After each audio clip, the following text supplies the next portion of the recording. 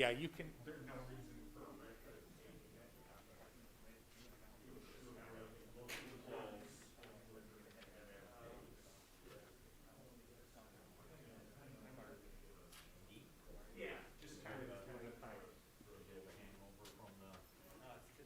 me too. I've reached that point, Mike.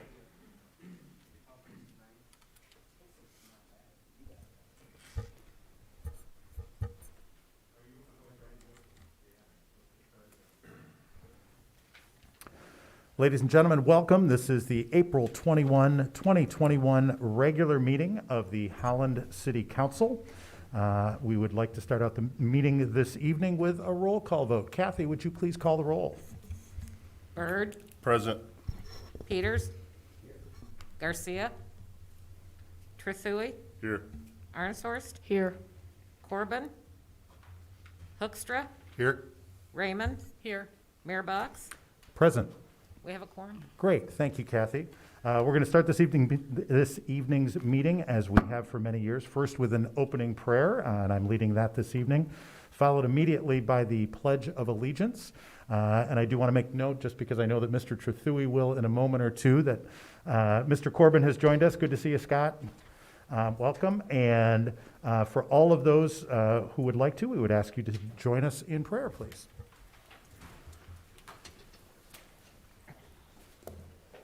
Let us pray. Lord, thank you for the opportunity to serve. Thank you for the opportunity to come together, to talk with one another, to learn from one another, to listen, to discern, and to make decisions that are not only pleasing to you, but are in service to the people that we represent. Lord, each and every member here loves this community, cares about this community, is dedicated to serving the people of this community. Lord, thank you for that opportunity. Give us strength, give us wisdom, give us patience. In your name we pray. Amen.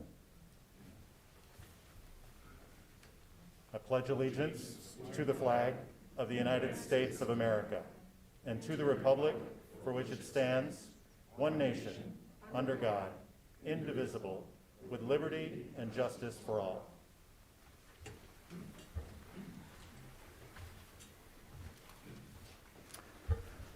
Thank you.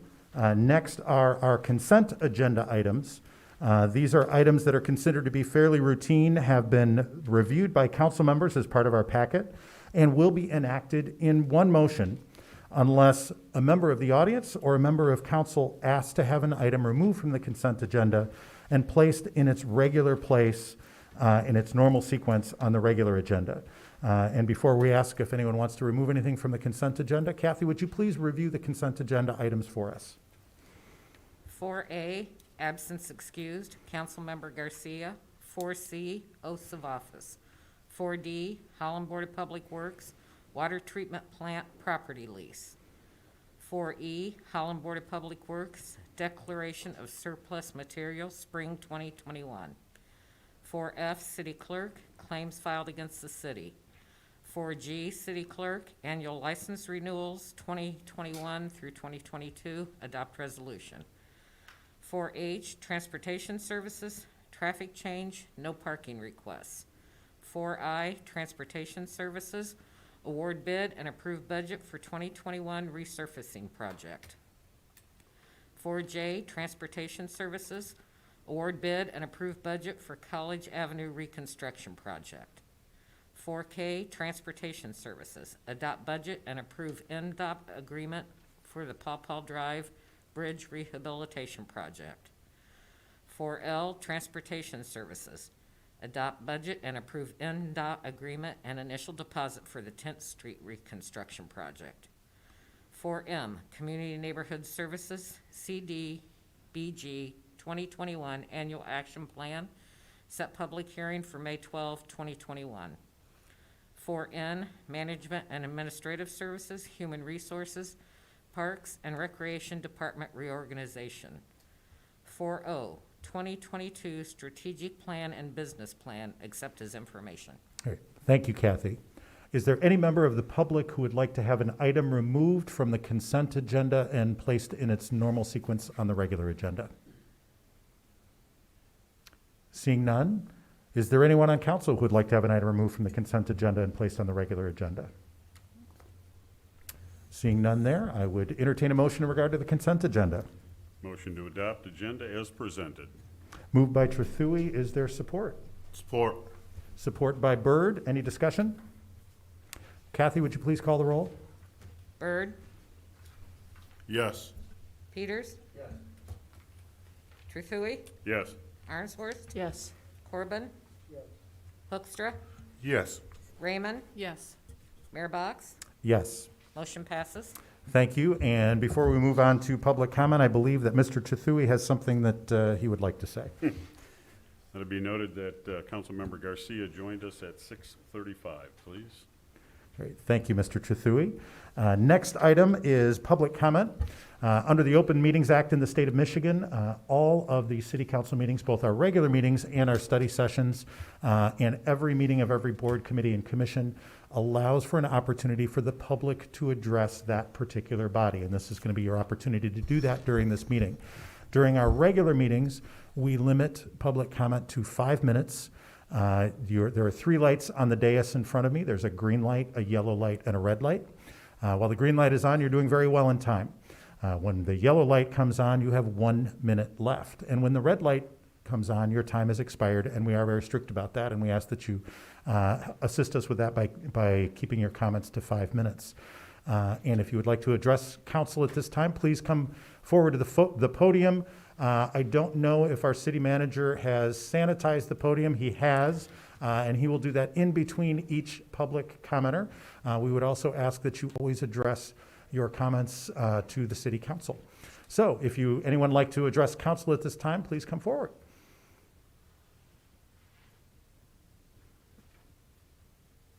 And would you please state your name and address for the record? Absolutely, yeah. My name is Shanley Poole, and I live at 103 Michigan Avenue. I am an English teacher, and one of my favorite poets that I share with my students is named Wendell Berry. He's very community-oriented. He owns a farm, does his best to live off the land, and provide for his community, whether that's with fruits and vegetables or with his wise words. And one of my favorite poems by him contains these lines. Friends, do something every day that won't compute. Love the Lord, love the world, work for nothing, love someone who does not deserve it, invest in the millennium, plant sequoias. Say that your main crop is the forest, which you did not plant, which you will not live to harvest. Call that profit. Prophesy such returns. It is no secret that Holland is a strong, strong business community. We love our industry and innovation. It's one of our biggest values, and it's part of what makes Holland so incredibly special. But if I can be so bold, I would like to give Holland a little bit of an identity check. I want to ask, what is our core identity as a city? Is it business and innovation? What do we value most, and what are we working most hard to protect? The work of environmental stewardship is one that invests in the millennium rather than just the quick profit. And though we need to take action now and quickly, we might not see the returns for a while with this one. Some individuals might not even see the returns in their lifetime. The environmental movement is, in a lot of ways, about protecting our children and our grandchildren. It's an investment in the next generation. I've heard it said before that there is never a convenient time to have kids. For those of you who have families, you know this firsthand. Having kids always requires sacrifice, but it's obviously so incredibly life-giving. Just because it's inconvenient doesn't mean it's not worth it. It takes sacrifice to ensure a good future for the next generation. And choosing to protect our environment runs parallel to protecting our kids. We are protecting their air, their water, their resources. Our businesses and our industries are strong. Holland as a community is incredibly strong. We need to make the sacrifices necessary for this next generation. Let's do it for the individuals such as my friend Leah, who are choosing to spend their Wednesday night here. And let's do it for all the future generations ahead. Thank you so much. Thank you, Shanley. Is there anyone else who would like to address council at this time? And if so, come forward, and as soon as Mr. Van Beek's finished cleaning the podium, you can come forward and tell us your name and address for the record as well. Hi, my name is Leah Margone, and I live at 4624 Forest Lane. I'm 12 years old, and I go to school at Holland Public. For the past 2 years, Holland has been my home. I love our beautiful parks and beaches and our diverse community. But I believe that if we don't change the way we live and interact with our environment, my generation and many more will be negatively impacted. This is why our carbon footprint matters so much. Thank you for being here today and listening to my ideas. Thank you for taking into mind my future and the future of our town, Holland. Holland is a great place. I love that I have the ability to speak up and make changes. But I'm also upset. I'm upset that our carbon footprint is causing so much damage to our community. I think that something needs to change. I have started by making simple changes in my life, and I have a long way to go, but I'm committed to learning and growing because I love the earth and I care about the way we treat it. I'm a vegetarian. I'm committed to reducing waste and eliminating single-use plastics. My family is committed to recycling and using all reusable materials. While I believe that change starts one person at a time, I also believe that if we as a community were to commit to reducing our carbon footprint, we can make lasting change. I think that our environment is already affected by our carbon emissions. Our weather is increasingly unpredictable. We have all seen the impacts of water levels rising and the increasing health issues due to environmental factors. Just thinking about the way it will be in the future if we continue on our current path makes me both sad and upset. We can make a difference if we commit together for a change. I would like the leaders of my city council to know that they can change the future of my future and the future of our town. If we look at this change not as a financial burden, but as an investment in the future, we can make the change that is needed.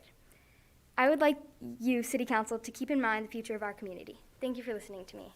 Thank you very much for coming this evening.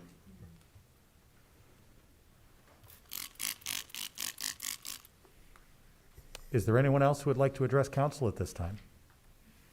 As soon as Mr. Van Beek's completed, come forward. And again, please state your name and address for the record. Okay. Laura Judge, 6510 Oakwood Lane, Holland, 49423. Thank you for giving me the opportunity to speak to you today. As you review the Community Energy Plan this year, I would like to make sure that you're looking holistically about how this benefits the community. A large portion of the City of Holland falls within the ALICE population, the asset-limited, income-constrained, employed people with incomes above the federal poverty level but below the survival level.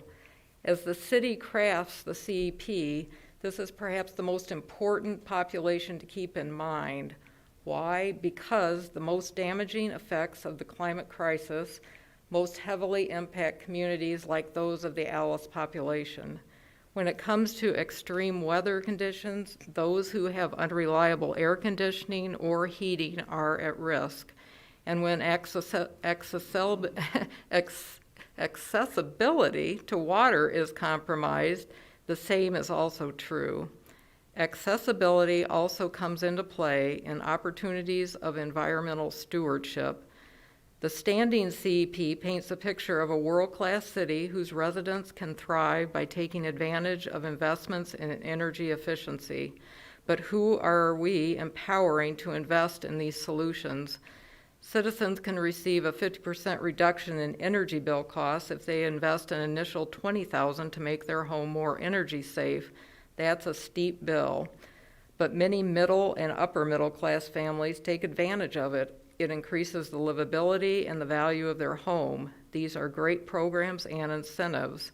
but not everyone can afford such investments, which means not everyone gets to reap those cost-saving benefits. The questions I want to ask you all today are, who are we leaving out and how can we bring them in? I know these are complex issues, but I and the Holland Climate Collaborative are eager to tackle these questions alongside the SDT and you. And just a final comment that just to make you aware, there's so many people that are watching this process with the SDT and the City Council's final decisions on possible changes to the goals, emission goals. And I don't know if some of you may have heard of Bill McKibben. He's probably one of the leading United States climate activists. He's an author of several books, distinguished scholar at Middlebury College in Vermont. And his message to us is, and I quote, "The Holland Climate Collaborative is doing crucial work, and its focus on making things happen fast is the most important feature of that work. We don't have much time to solve the climate crisis, but we do have the technology and the skill we require. Now it's just a matter of leaders putting it all together." So I hope you all will put it all together soon. Thank you. Thank you very much. Is there anyone else who would like to address council at this time?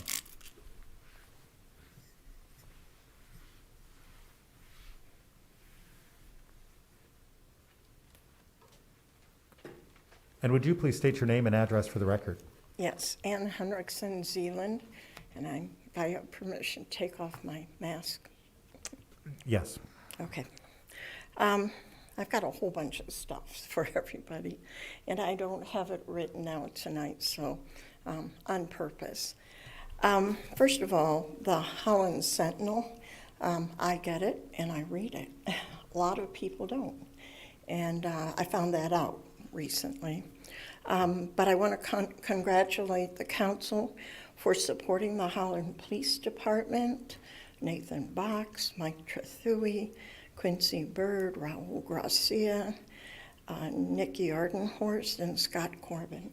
I was there that night when, let's see, I think it's Robert's Brain Health Research Institute came back with their findings after they questioned the public servants and public safety servants.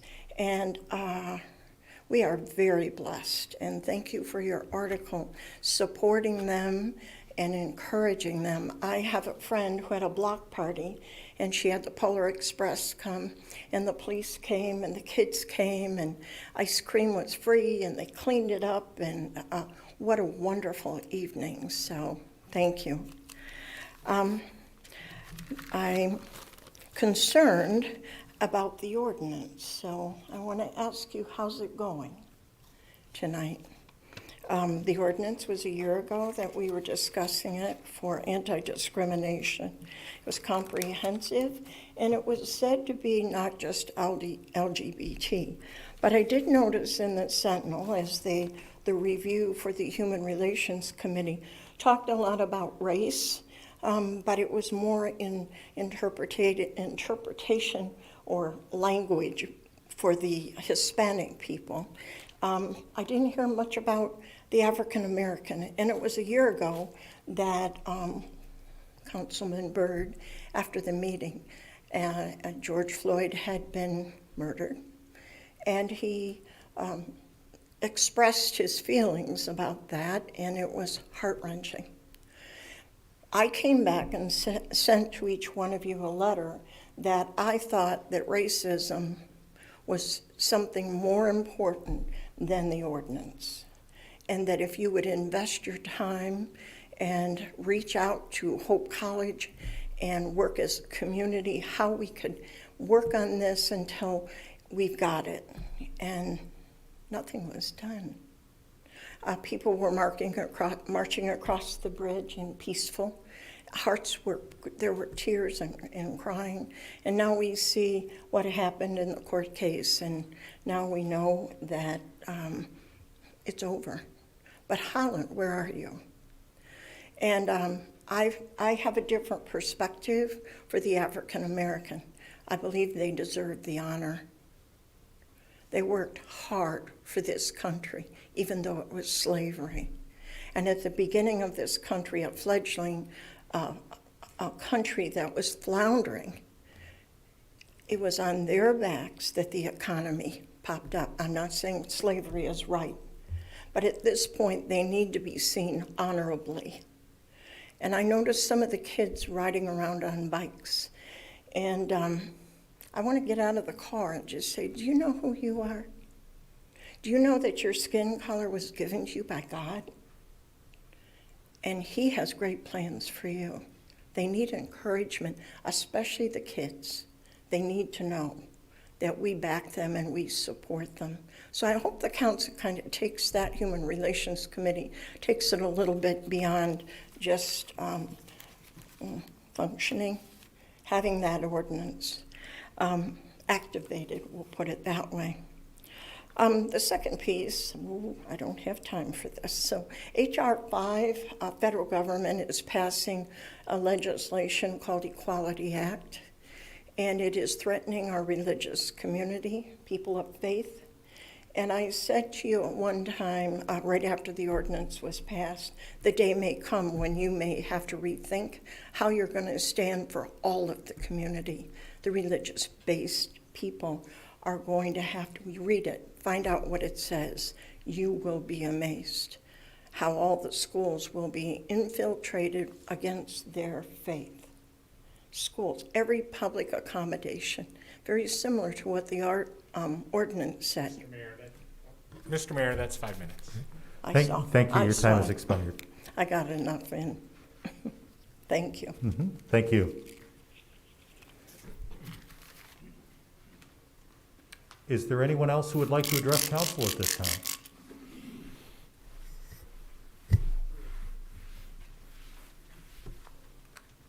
Seeing none, I will close the public comment period. The next item on the agenda, I believe, is item 12C1, City Attorney Amendment to Ordinance 2-118. Did I miss one, Mike? Oh, number 9. Thank you. Thank you, Mike. See, you do have a reason to be here, don't you? You do. Written petitions and communications, and actually falls very well right after public comment. Not in the days of COVID, not everyone is comfortable coming and speaking before council personally, so we have created an email address specifically for that purpose, publiccomment@cityofholland.com. I'll repeat that again, it's publiccomment@cityofholland.com. Any member of the community can send an email to council. It will be accepted and made part of the public record. We do not read those emails aloud during the council meeting, but we do accept them at this point in our meetings, and I would entertain a motion in regard to our written petitions and communications. So moved. Moved by Mr. Trethewey. Is there support? Support by Aaronshorst? Support. Support by Aaronshorst. Got you there. Great. Thank you. Any discussion? All those in favor say aye. Aye. All opposed, same sign. Motion carries. Now I believe we are on to item number 12C1, City Attorney Amendment to Ordinance 2-118, final adoption to be on May 12, 2021 at the regular meeting. Mr. Van Beek. Yes, I'm not going to take long tonight. We have several items tonight where you have your city staff team partnering with our city attorney to identify some potential opportunities, or in this case, some potential improvements that we can make to some of our ordinances. So the team member that's partnering with Ron on that tonight is Tricia Dreyer, from our Assistant Director of Community and Neighborhood Services. And she'll not only describe what's in the ordinance, but also give you a little bit of background of why are we looking at this. So Tricia, good to have you here tonight. And I don't know who's leading it, Ron or Tricia or? Yeah, if I just make a couple comments here. Back in the 1990s, the state authorized municipal civil infractions as an alternative to misdemeanors. And a civil infraction comes with a fine as opposed to a fine or jail time. Our ordinance has not updated the fine amount since 1999, and so That's what's proposed before you tonight, with violations based on a first, second, third offense and a first, second, and third degree or class of violation. And I'll just turn it over to Tricia to comment on those dollar amounts that we have in the proposed ordinance. Yeah, so I'm not really prepared to talk a lot about the dollar amounts. They were pretty self-explanatory. We're increasing the fees because we thought it was time. Some of the fees in the civil infraction fine and fee schedule were not very prohibitive. So for example, a class 1 civil infraction violation would be having a loud party and creating a lot of noise at your house. So if you get a ticket from the police department, your fine to the city is $25. The court does also charge costs of $50, but it's not been a very good incentive for folks to keep things under wraps. So that's one of the pieces that we're talking about today. And then the other pieces are, I believe, in the next agenda item. So I don't know if you want to introduce that, Mayor, or if you want me to just keep talking. Well, I want to make sure, Ron, we're going to need to do these in 2 separate votes, correct? But Yes. we can hear about both of them and then do 2 separate motions. Yeah. That would be fine. Okay. And so, yeah, so Tricia, why don't we continue on with that next agenda item, which is amendments to provisions, chapter 14, 17, and 26, procedures for license and permit suspensions. So if you want to explain that to us, and then we can ask questions on Yes. both and then move forward to motions on them. Yes, that sounds great. Great. So Ron and I took the opportunity with the increasing fees for the civil infractions to take a look at a lot of our different ordinances. As I think most of you know, Holland is a fabulous place. We've heard that from several other people here tonight during public comment period. And I've worked for the city for a very long time, and people here are fabulous. This is a fantastic place. But like everybody knows, there are a couple of bad apples, and there are a couple of problem properties that seem to always rise to the surface and create problems in neighborhoods. So currently, I've been involved with a variety of different community members to look at ways that we can solve some particular problems that we're having. We're having some problems in the Hope neighborhood district with on-street parking, with parties, with noise, with vehicles, people who are not being respectful of their neighbors. And we're having some problems on the west side of town in the historic district neighborhoods where we're having similar but different issues. On that side of town, we're seeing problems with trash, garbage, loud vehicles, people shouting, really similar but a little bit different. So we took the opportunity to look at all of our ordinances, and with chapters 14 and 17 and 26, it offers us the opportunity to use some additional tools in our toolbox. So if we have a rental property that's getting really out of hand, we do have the authority to revoke their annual rental permit. But before we revoke the annual rental permit, we want to make sure we've done everything we can to put a cap on the issues. We've talked to the tenants. We've issued them tickets. We've engaged the landlords. We've had conversation. We've given them an opportunity to correct the behavior and make positive changes for the neighborhood. If we just can't get it under wraps, then we do have the authority to revoke their annual rental permit. But with the changes proposed in chapter 17, it gives us the ability to do an administrative hearing prior to revoking the permit, so that the landlord has the opportunity to come in and sit down with an impartial third party who we're proposing as the assistant city manager and speak their piece. Talk about what the problems are, what they've done to resolve them, and why their permit should not be revoked. And then that impartial third party gets to make the final decision. And we're talking about a lot of rental properties, and that does seem to be where we're having the most problems at the moment. But I do want to remind everybody, we have 4,335 long-term rental units in the city of Holland. 4,335 rental units. And I think I can count on 1 or 2 hands the number of problems that we're having at the moment with a couple of particular properties. So just want to keep it a little bit in perspective. 95% of the ordinance violations that we see in our office, we're able to resolve with the property owner without any type of litigation. That's what we like. We don't want to write tickets. We don't want to go to court. It's painful for us. It's painful for them. It's a lot of extra paperwork. So we're hoping by increasing some of these tools, maybe increase the effectiveness of the tools when we do need to use them, that we will have a better success rate with getting some of the problem properties under wraps. I do also want to specifically mention that for the changes to Chapter 14, we did take those changes to the Neighborhood Improvement Committee. That group has oversight and the ability to provide approval prior to us bringing any ordinance changes for Chapter 14 to City Council, specifically for the property maintenance code. And they did review all of our changes, and they're very supportive. And I think those are all of my updates. So we have the changes to increase the fees on the civil infraction tickets.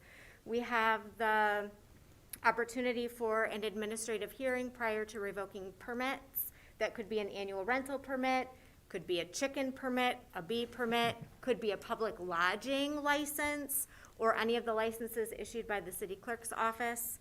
And then that does involve some changes with Chapter 14, and then also some slight changes with the public lodging licensing ordinance in Chapter 26, specifically as it relates to having that administrative hearing.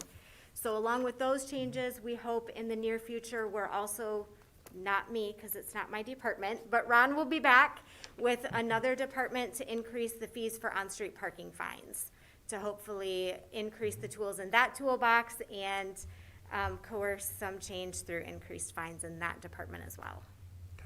Great, thank you, Tricia. Questions council members have? Dave? Yeah, real quick with Tricia, the difficulties you cited in the education district, are those private units, not college-owned? That's correct. Okay, thank you.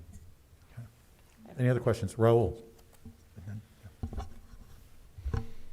So pulling the license obviously is against the property owner. The nuisance is going to be coming from the resident living at the property. But does this trigger, so revoking the license, does that trigger any sort of, I'm drawing a blank.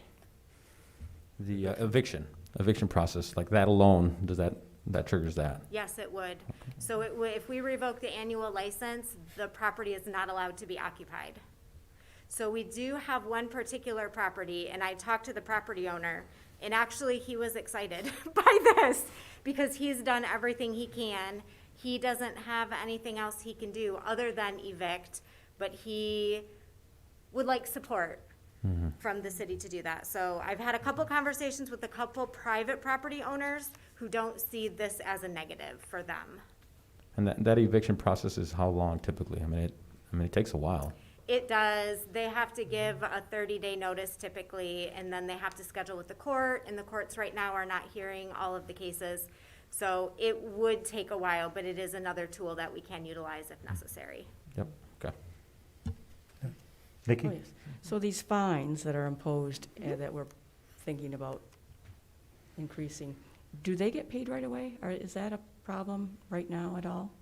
So those tickets get issued by, most of them get issued by the police department. They get turned in at the court. So the court collects the money, and if they don't pay the ticket, then the court sends out a notice, and then the court has ways that they collect the fines. So you don't have to deal with that? We don't have to Okay. deal with collection of money. Okay, thank you. Yeah, go, Lynn. Tricia, could you give an example of what would lead up to somebody's license being revoked? Like what infractions would have to be committed? Yes, great question, Lynn. So we have a variety, so the ordinance that would involve revoking the rental permit is in Chapter 14, our property maintenance code. That section specifically lists you need to have a certain number of violations with a certain type of infraction. So you could have, and it's multiple violations. So it could be garbage in your yard, it could be long grass, it could be noise tickets, it could be broken windows, and it's typically more than 4 violations within a 12-month period of time. So what we've seen is the properties that are causing problems, it's usually noise violations. So the police are there, they issue a noise ticket, they're there 2 weeks later, they issue another noise ticket, they're there in another couple of weeks, they're issuing another noise ticket, and that's when we start to get involved and have conversations with the landlords and the tenants. And it could be garbage, it could be repetitive garbage strewn about the yard that invites rodents to come onto the property and blowing into the neighbor's yard. It could be unlicensed vehicles, it could be repetitive broken windows or property maintenance items. But it's more than just one instance. It's multiple instances. And what our goal is we want the properties to be maintained. So we engage the landlord, we ask them to keep a closer eye, we send them notices in the mail and let them know we have these regulations in place, what they can do to make sure that they don't have any more violations. We do also have a fee penalty in place in our department, so we can charge them for too many calls. So if we're there every other week posting a long grass notice on a rental property, it's our opinion that the landlord needs to step up and make a better plan. Because us there every 2 weeks to make sure they're maintaining the property, we want a spot check. We don't want to be their property manager. Does that answer your question? So that's, Go ahead, Nikki. it's partially answered my question. So does, this operates on a complaint basis? It does. And then do you monitor or do you just wait for that next complaint? Yeah, they did mow their lawn again. So what typically we do is with the computer system that we use, we can see all of the complaints and we can see when they were filed and what they were about. So if a neighbor calls in a long grass complaint and it's not in violation, that one doesn't count. But if there's a broken window and the tenant says, yep, I told the landlord about that 2 weeks ago and it's still not fixed, that counts. So then we start to keep track as we see multiple violations in the system. We start to keep track of what's going on. Then we start to charge the landlord a penalty for not keeping an eye on their property. And then if it escalates, we've charged a bunch of penalties, we've written a bunch of tickets, nothing's happening, then we'll look at revoking the rental license. Yeah, go ahead, Quincy. So you said there was a certain amount per calendar year? Yes, more than 4 More than 4. So, in a calendar year to start getting fines from our department. okay. So thinking about that, is there accumulation as well? So if you have a property over the course of 3 years and they're constantly just barely under that threshold, how do we address that? We don't have an accumulation. The ordinance specifically says a certain number within a 12-month period.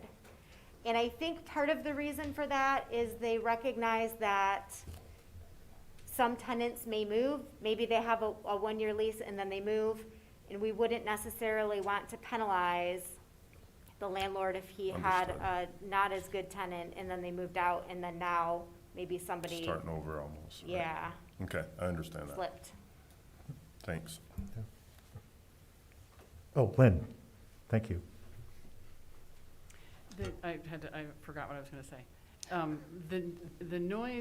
The noise complaint is based on something, like, it isn't just because I think it's loud, right? There's Yes. actually some guidance around that. Yes, yes. The noise ordinance is enforced by the police department. And the ordinance states that if you can hear audible noise more than 25 feet away from the property line, then it's in violation of the noise ordinance.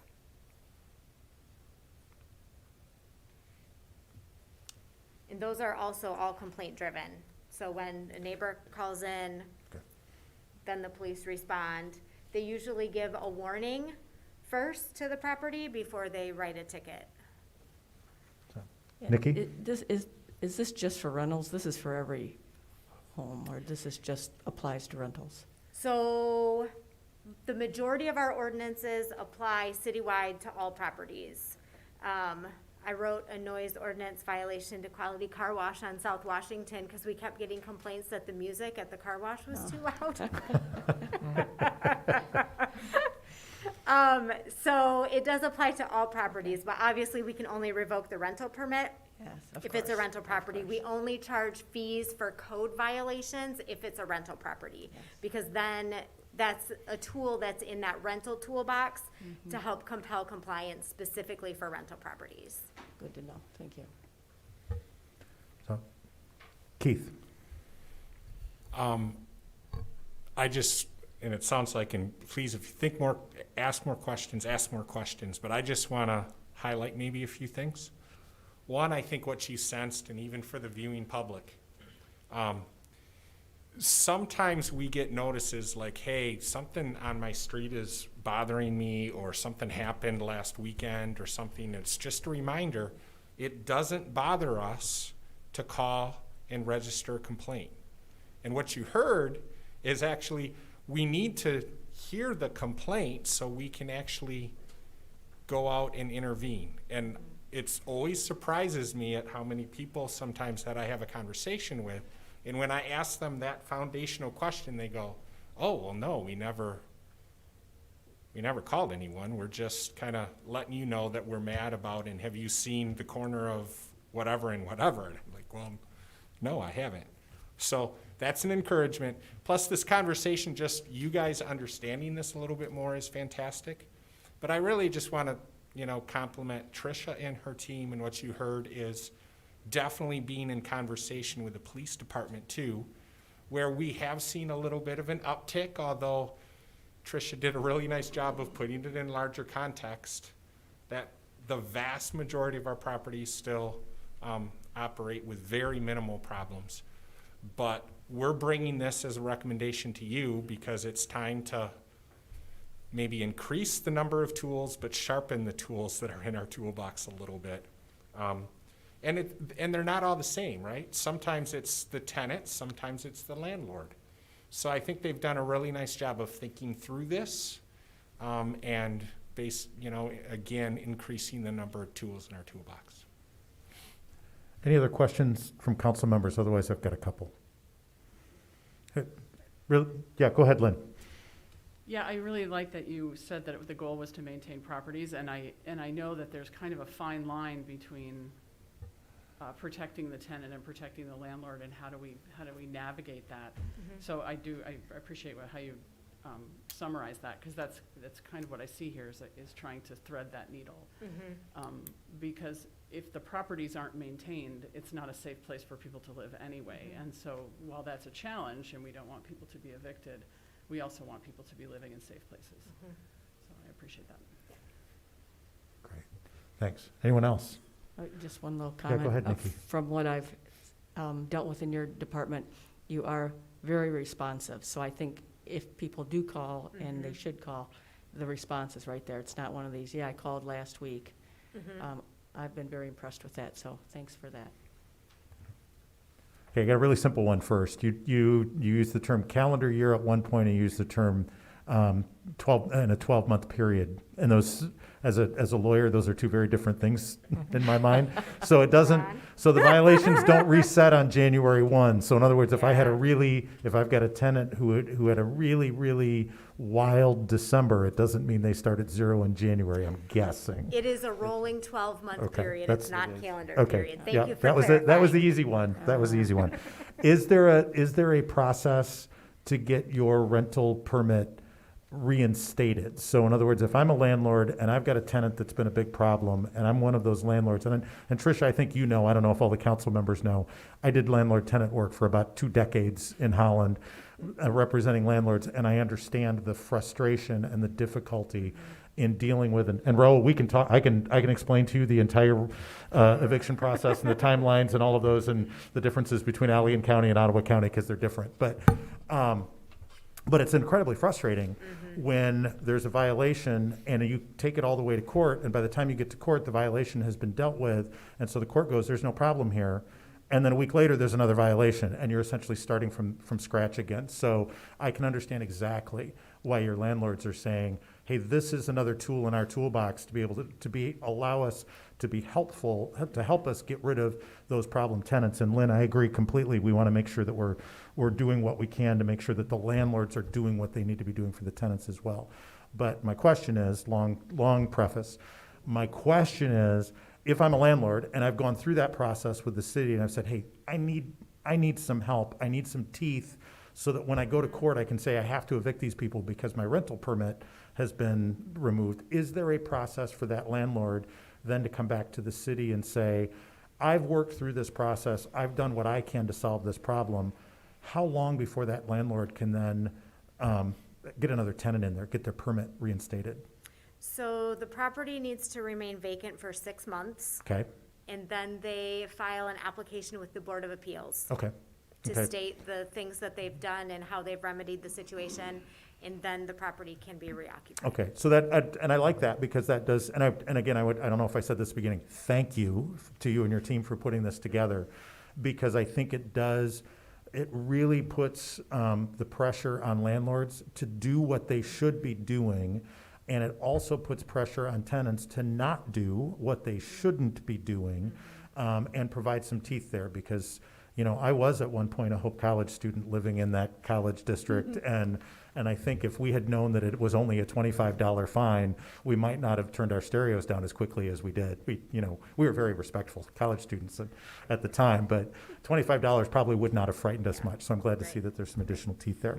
So thank you for that. Any other questions that anybody has? All right, and thank you.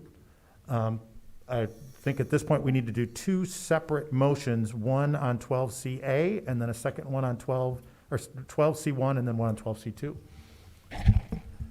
Motion to accept for first reading the ordinance amendments pertained in ordinance section 2.118 concerning the fines set by the city. Okay, and Ron, we can do a voice vote on this, I believe, correct? It should be a roll call? Okay, because it's an ordinance one? All right, thank you. So is there a second to Mr. Truthui's motion? Support. Supported by Mr. Hoekstra. Any discussion? Seeing none, Kathy, would you please call the roll? Peters? Yes. Garcia? Yes. Truthui? Yes. Arnshorst? Yes. Corbin? Yes. Hoekstra? Yes. Raymond? Yes. Byrd? Yes. Mayor Box? Yes. Motion passes. Thank you. And then now in regard to item 12C2. Entertain a motion from Mr. Truthui, because he's getting his microphone right. I am looking at you, of course. Motion to accept for first reading also the proposed ordinance changes to chapter 14, 17, and 26. Establish procedures for license and permit suspensions today, with the adoption to be on May the 12th. Great. Thank you, Mr. Truthui. Is there support? Support. Support by Raymond. Any discussion? Seeing none, Kathy, would you please call the roll? Garcia? Yes. Truthui? Yes. Arnshorst? Yes. Corbin? Yes. Hoekstra? Yes. Raymond? Yes. Byrd? Yes. Peters? Mayor Box? Yes. Motion passes. Great. Thank you, Kathy. Next item is item 12E 6.1, gifts. Kathy, would you please review the gifts for us? The city manager's office is pleased to report the following gifts: Parks and Recreation Summer Concert Series, Blaine's Farm and Fleet, $3,000. Parks and Recreation Sal Perez Scholarship Program, various anonymous donors, $183. Downtown Group, Holland Farmers Market, Gordon Moeller, $762.89. Diversity, Equity, and Inclusion Initiatives of the Principal Shopping District, Carol and Raymond, $250. Public Safety Department, Fire Operations, Safety Education Programs, Land Tech, WMI LLC, $150. It is recommended that these donations be accepted with appreciation, credited to the appropriate account, and an expression of gratitude be forwarded to said donors. Thank you, Kathy. And what is the pleasure of the council in regard to the gifts? Motion to accept with appreciation. Moved by Truthui. Is there support? Support. Support by Arnshorst. Sorry, Quincy, she just beat you to it. Any discussion? Yeah, go ahead, Quincy. So our last public meeting was the very first time in my tenure here that we did not have any gifts. And it's pretty cool to see, and I've made this comment before, it's really cool to see a city that gives and a community that gives and do that also in the hard times. As we pass through COVID, the opportunities were there still, and people still were taking those opportunities to give to this city. So I'm always blown away by that. And like I said, during all that time, there was only one time, and that was our last public meeting where we didn't have gifts. So thank you to the community and all the great people in Holland who are giving. Great, thank you, Quincy. Any other comments from council? Seeing none. All those in favor say aye. Aye. All opposed, same sign. Motion carries. Item 12E 6.2, approval of a proposal to city attorney to obtain information necessary to provide legal advice. I'm going to pass that, I think, directly to you, Ron. All right, thank you. As there's a desire to develop property north of 6th Street and generally in the college area, the concern has been raised because that was at one point a city dump. Then it was closed, and then it became the dredge spoils containment facility for the Army Corps of Engineers. And now that has ended a number of years ago. The city has an obligation to maintain that site, but also it's a nice site on the north side of downtown for development. And so to be able to look at what the risks are and the legal risks in terms of doing anything with that property, we need to get some information about what is there and how that needs to be dealt with. And that's what this proposal is for, is to have an environmental firm to go out and do some soil borings and be able to detail how big of an area that actually is, that shows the old dredge spoils and the dump and what actually is there in the ground. All right, great. Thank you, Ron. Any questions for Ron? Yeah, Jay. It's probably 20 years ago that there was a project a lot to build a town area center. Yeah. And there was a pretty extensive environmental study done at that time. I'm not suggesting that we don't need to do it again, but I don't know how much can change in 20 years. I got to believe there's a copy of that report somewhere around. There is. There is information that report was designed for the area center building that was proposed for that area. Right. This is a bigger area of the property. There's also because it's so old, 20 years is about right on target. A lot of the soil information that was gathered at that time is no longer around. Yep. No, we spent a good deal of time trying to track that down with the different environmental people involved, but that's a great thought. Great. Any other questions for Ron? All right, what is the pleasure of council in regard to this item? Move we approve the recommendation. Moved by Hoekstra. Is there support? Support by Peters. Any discussion? And this one, let's do a roll call on this, Kathy, just based on the amount that's there. Trethewey, Yes. Arnshorst, Yes. Corbin. Yes. Hoekstra, Yes. Raymond, Yes. Bird, Yes. Peters. Yes. Garcia, Yes. Mayor Box. Yes. Motion passes. Great, thank you. Next item, item number 13, communications from the city manager. No, thank you. All right.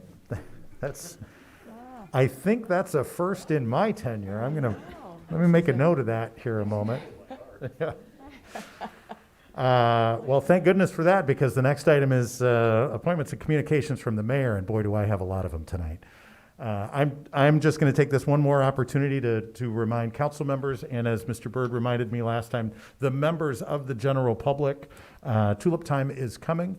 There are all kinds of opportunities for volunteering, for helping out during that process, and give folks the opportunity to do that. And that's all I have for this evening. Next is appointments, motions, communications from council members. Mr. Byrd. Is there a website? There is www.tuliptime.com, using my best radio voice. That's www.tuliptime.com. All right. Great. Any other, I'm sorry, I'm full of it tonight. Any other communications from council members? All right. Yes. Yeah, go ahead, Quincy. I want to comment on what Ann said earlier regarding blacks in the community. As a black individual, I appreciate what you said. I really believe also that, and this goes across the board, but as a black individual, it resonates even a little bit more for me for our children. Our children are the future. That is our prized possession. So to make the comments you did were very inspirational to me. That's where my heart is. One of the things that I purposely do is interact with kids for that purpose, to let them know that there's opportunities, to let them know that there are role models, and to do those things that they may not think are achievable that they can achieve. I interact with kids on all kinds of levels, sports, predominantly sports, to get them to think differently, to get them to see someone of color who is successful in life and who can do it, and let them know that they can shoot for the stars. So thank you very, very much for what you said. It meant a lot to me individually. Thank you. Thank you, Quincy. Anyone else? Seeing none, I believe there is just one more motion I would entertain at this point. Motion to adjourn. Moved by Trethewey. Is there support? Support. Support by Peters. All those in favor, say aye. Aye. All opposed, same sign. We are adjourned from the regular meeting. We are scheduled to have a study session that is scheduled to start at 7:30. Is there any interest in council members to have a short break before we start going, or do you want to just start rolling? Please on the break. So we're going to take a 5-minute break, and then we'll be back at 7:35 for our study session.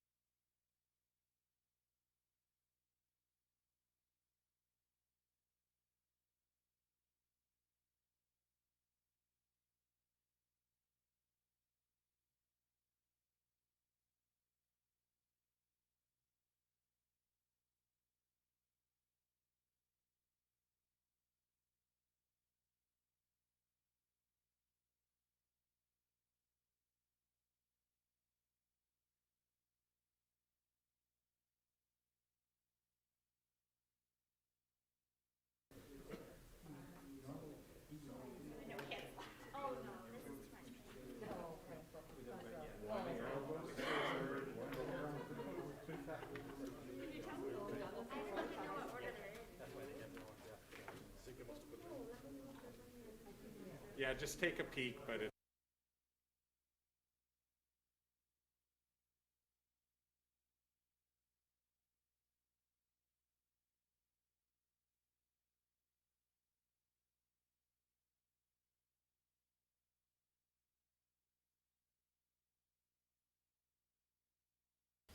April 21, 2021 study session for the City of Holland.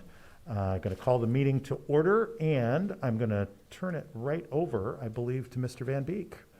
Time out? What are we Public gonna- comment. Oh, we got to do public comment. Thank you. I didn't have the agenda in front of me, and I was going to try to wing it. I should never do that.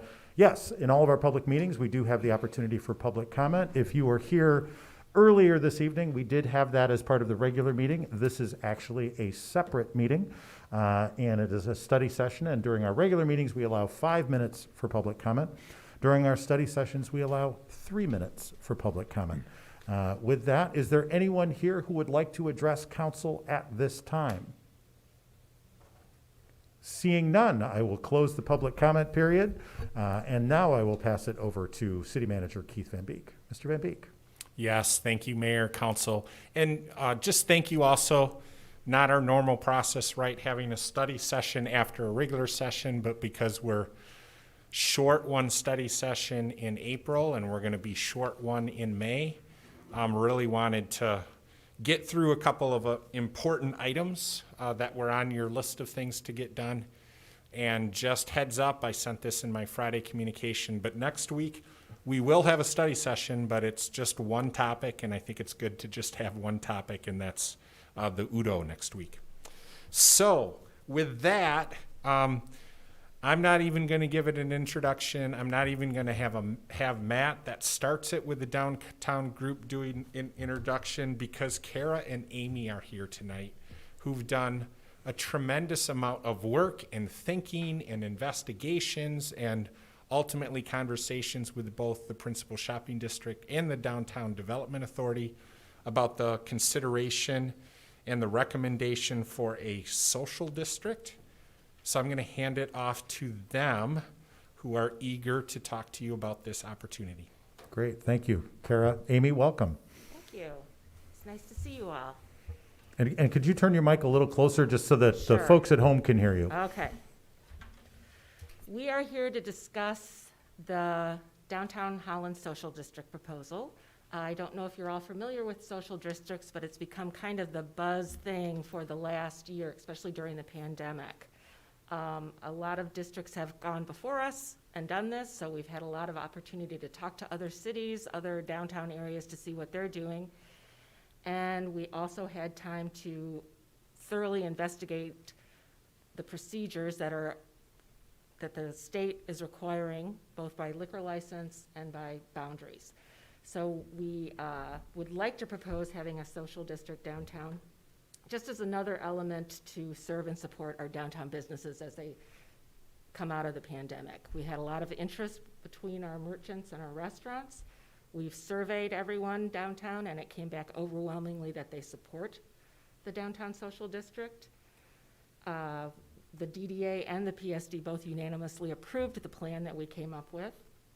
And we spent a lot of time talking to other communities, like I said. We talked to Allegan, Petoskey, Northville, and Muskegon, all areas that have had successful social districts so far. And the key takeaways are that we have enough restaurants, bars that would like to participate in this.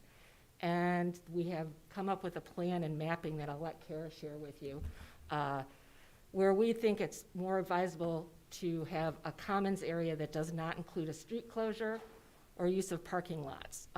We're kind of unique in downtown Holland that we have a lot of a one-way street structure, so we don't want to hinder traffic, and our merchants really don't want to see a street closure as well. So, do you want to explain the? Yeah, so I'll just add that when we did survey our downtown businesses, they were supportive of a social district that really encompassed our entire downtown Holland area, so as not to leave any dining establishments out. So you will see on this first map that it does encompass most of the Principal Shopping District core district area to include 26 of our dining establishments. And as Amy mentioned, our merchants and our restaurants were not in favor of any street closures or parking lot closures. As you'll see in a lot of downtowns, we know a lot of areas like Rockford and Grand Rapids are closing parking lots and closing streets and setting up public seating for customers. And our retailers did not really want to see that downtown. They really thought it would impede pedestrian traffic, vehicular traffic, impede customers getting to our retail stores. So essentially in our social district, what we're proposing is that someone would be able to purchase an alcoholic beverage at one of the participating establishments and enjoy their beverage while strolling along the street on the areas that you see on the map. So those areas would only include the public sidewalk and crosswalks, so no roadways, no parking lots, no parks, no privately owned parks or private green spaces. And all of those areas where alcohol is not allowed would be marked accordingly, and so would the boundaries as well. So we'd have to have signage enforcing and telling people you've reached the end of the social district boundary, no alcohol beyond this point. So we'd be signing the entire boundaries of the district and all of the private spaces. Essentially how the process works, do you want me to walk through that? Yeah. So essentially how the process works is, as Amy mentioned, the DDA and PSD boards both approved the plan at their April meetings. If City Council approves the plan, we would also be asking you to approve a resolution for any businesses that would be interested in being part of the social district. So any of the businesses that have a liquor license that allows them to be part of it, because they then have to apply to the state to be part of the social district. We would also send our plan to get approval by the state. And then, Could you repeat that, please? Could you repeat that, clarify that one more time again? So the approval process works that you would have to approve the social district plan in a resolution. We would also be asking you to approve a resolution for all of the establishments that would want to be part of the social district. Because they have to, when they apply to the state, they have to provide proof that the local governing body has approved their participation in the social district. So if our proposed plan gets approval by the state, then we have to have at least 2 businesses get approval by the state to participate before it can be officially established. Basically, to participate, the establishments have to agree to serve all of the beverages in specially marked to-go containers, plastic cups, no more than 16 ounces, marked with their name and the social district logo. And in your packet, you should see an example of that logo. We will be providing stickers to all of the establishments to put on their cups, along with an informational flyer that has sort of the rules and regulations for the social district and the boundary maps. Anything else you want to add? No, the reason that we're asking to do 2 resolutions at one time is the first resolution is to approve our application for a social district, and at that same time, we have the list of all the restaurants that have eligible liquor licenses. And if we do that all in one resolution, it saves time rather than having each one of those restaurants come to you separately to apply and delay the process. They were approving these social districts zones very quickly. The state was at the beginning of the process. Now there's a little bit of a lag time. So if restaurants want to participate, we want to be able to allow them to apply as soon as possible. Any questions from council? Yeah, Jay. If you came down to 11th Street and captured City Hall and went over to Maple, I could walk home with a cocktail. And I think that'd be really handy. So if we could work on that, that'd be great. Duly noted. Yeah, Scott? So what are the size of these signs? Is there a prerequisite by the state that says the size has to be a particular size and letters have to be a They're particular kind of size? all over the map. So we're thinking they're going to be similar in size to our 15-minute parking signs. So just a regular size sign. We don't want to make them, we want to make them visible, but we don't want them to be like overwhelming. So we want to Yeah, be able to. not like an orange top on a trash can. No. No, and there's actually no even, I don't care, Scott, what size they are, I'm just concerned that they're orange. Yeah. That's the important I part. can imagine, on Yeah. top and of it trash. just says you have to mark the boundaries. So in some social districts, they literally just have a painted line on the sidewalk that says, you know, no alcohol past this point, and that counts as a boundary. So we will have a significant amount of signage downtown, not just for the districts, but we are unique in the fact that we have so many private parks downtown, and they are not allowed to participate in the social district. So things that, like, if you consider GDK Park as a nice place that has tables and chairs, and you can't go in there with alcohol because it is a privately owned park. And there is a sample sign in your packet as well. Yeah, go ahead, Scott. So trash receptacles for alcoholic beverages, are they specific trash receptacles separate from other trash? Because we know that some people don't finish their drinks, they put them in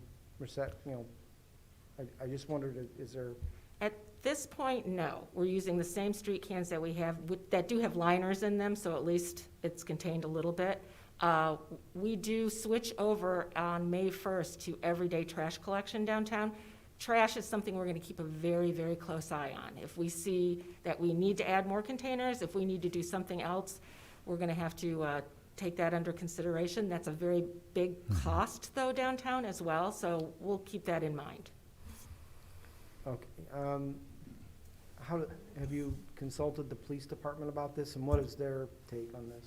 Yes, I did actually bring it up, and I believe Matt has as well, but I spoke, I'm part of the traffic committee, so I brought the whole plan to one of those meetings, and Chief Messer seemed like he thought it was a fine idea. Lynn, did you have a question? Or Scott, I'm sorry, Scott, were you done? Well, one more Okay. follow-up question. I know we're specifically talking about this district, but is there a possibility other districts can exist, or is this strictly for current DDAs that are established? It's established the way it is right now for the principal shopping district, the basically downtown business district. We stopped short of the Civic Center because the Civic Center has its own liquor license for their premises. So no, for us, it's not going to go anywhere beyond this. I don't know if someplace like Washington Square would want to do this. They'd have to apply for their separate social district. Yeah, I guess that's my question is, Yeah. Is this kind of a precedence that if others throughout the city would want to establish a similar thing? Is it restricted to DDAs? No, Or no. is this also available to other places within the city? Right, it is. Okay, thank you. Great, thanks, Scott. Lynn? You mentioned that other communities found it successful. I was wondering, is it just that this just draws more people to the downtown area? What makes it successful? I think when I first started researching other communities, I started with Petoskey because it's, you know, a little bit of a similar feel, and they've been wanting to do this actually for years. Start slow. Everybody is kind of just entering into the summer season with it, but what people are finding that they really like with the outdoor dining, the capacity restrictions on the restaurants, is that you can go to like New Holland, for instance. They're going to say it's an hour wait for your table. You can get a drink and kind of do some window shopping. So it's been that way successful. I don't know monetarily how successful it's been for retail or the restaurants. I think we'll really find out a lot as we enter into the fall, after the summer season. We're unique too because we're such a, in my opinion, a great downtown with a nice combination of retail and restaurants. So we have that balance that some cities like Grand Rapids is mostly successful, but it's a restaurant district. They don't have quite the retail shopping that we have. Thank you. I think our restaurants really view it as another level of hospitality where they are seeing longer wait times, and they anticipate that especially this summer. So to be able to serve someone a drink and let them stroll downtown with that while they're waiting for their table, they're really excited to offer that. Yeah, Scott? Councilman Raymond brought up an idea for me, or thought for me, is have you also solicited all businesses to say, okay, bar next or the place next door can serve, but you're a wedding shop. Can they go into and out of those establishments? No, we cleared that with Laura, the Liquor Okay. Control Agency, because that was one thing that some communities are not cracking down on, or seeing that you can take a drink into a retail store, but we were really cautious on that. Both the PSD and the DDA were like, find out about that. So you cannot go into a retail establishment. You can't go into another establishment that does not have a liquor license, we'll put it that way. So you can pass by. You can but- look in but their windows, you can have you finish your drink, and then get rid of your drink and go in and buy something. You can't take a drink that you've purchased, say, at the Curragh and bring it into New Holland. Correct. So you can only stay outside in the commons area, which in this case would be the sidewalk with that drink. Okay.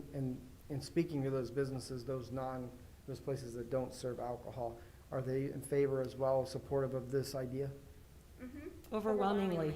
Okay, thank you. We were kind of surprised by that, but there was not a lot of places that were not interested in It this. was actually a retailer that came to us wanting us to, embark on establishing this, much to our surprise. Other questions from council members? Right here. You need, I'll do Dave. I saw you first. Okay, go ahead, Mr. Trethewey. And then Dave, and then Quincy.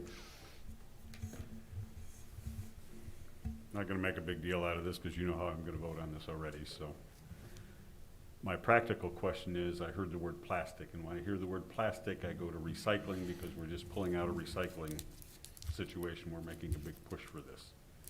Understanding the cleanliness and so on and so forth, we probably ought to be investigating how we could potentially recycle those plastic cups. Just a little challenge for you. Sure. No, that's a good challenge. Mr. Hoekstra? Sorry, I was listening to Mike. I think I might have forgotten what I was going to ask. Oh, no, I'm, okay. That's a good point. If this takes off to whatever degree of success it might enjoy, there is going to be generated a lot more refuse and stuff, and I think if this goes forward, we should seriously encourage, or if we want to mandate it, but seriously encourage additional recycling bins downtown to, people aren't going to walk away hanging onto their thing to look for a recycling thing. If it's there, they'll do it. If not, it winds up in the street. So my question was that I'm now remembering, trying to envision how this plays out. Maybe you addressed it, and I was thinking about something else and I missed it, but enforcement of this seems to be something of a sticky wicket to me. You can buy a drink in one place, you can't bring it into another place, you can't sit down in a private space and drink it, you can stand up, maybe you can cheat and sit on a planter and drink it, I don't know. And you can walk from Skiles all the way down to the Civic Center, but I guess you can't go in the Civic Center because that's not included, right? Right. Okay, so I have a very basic grasp of this.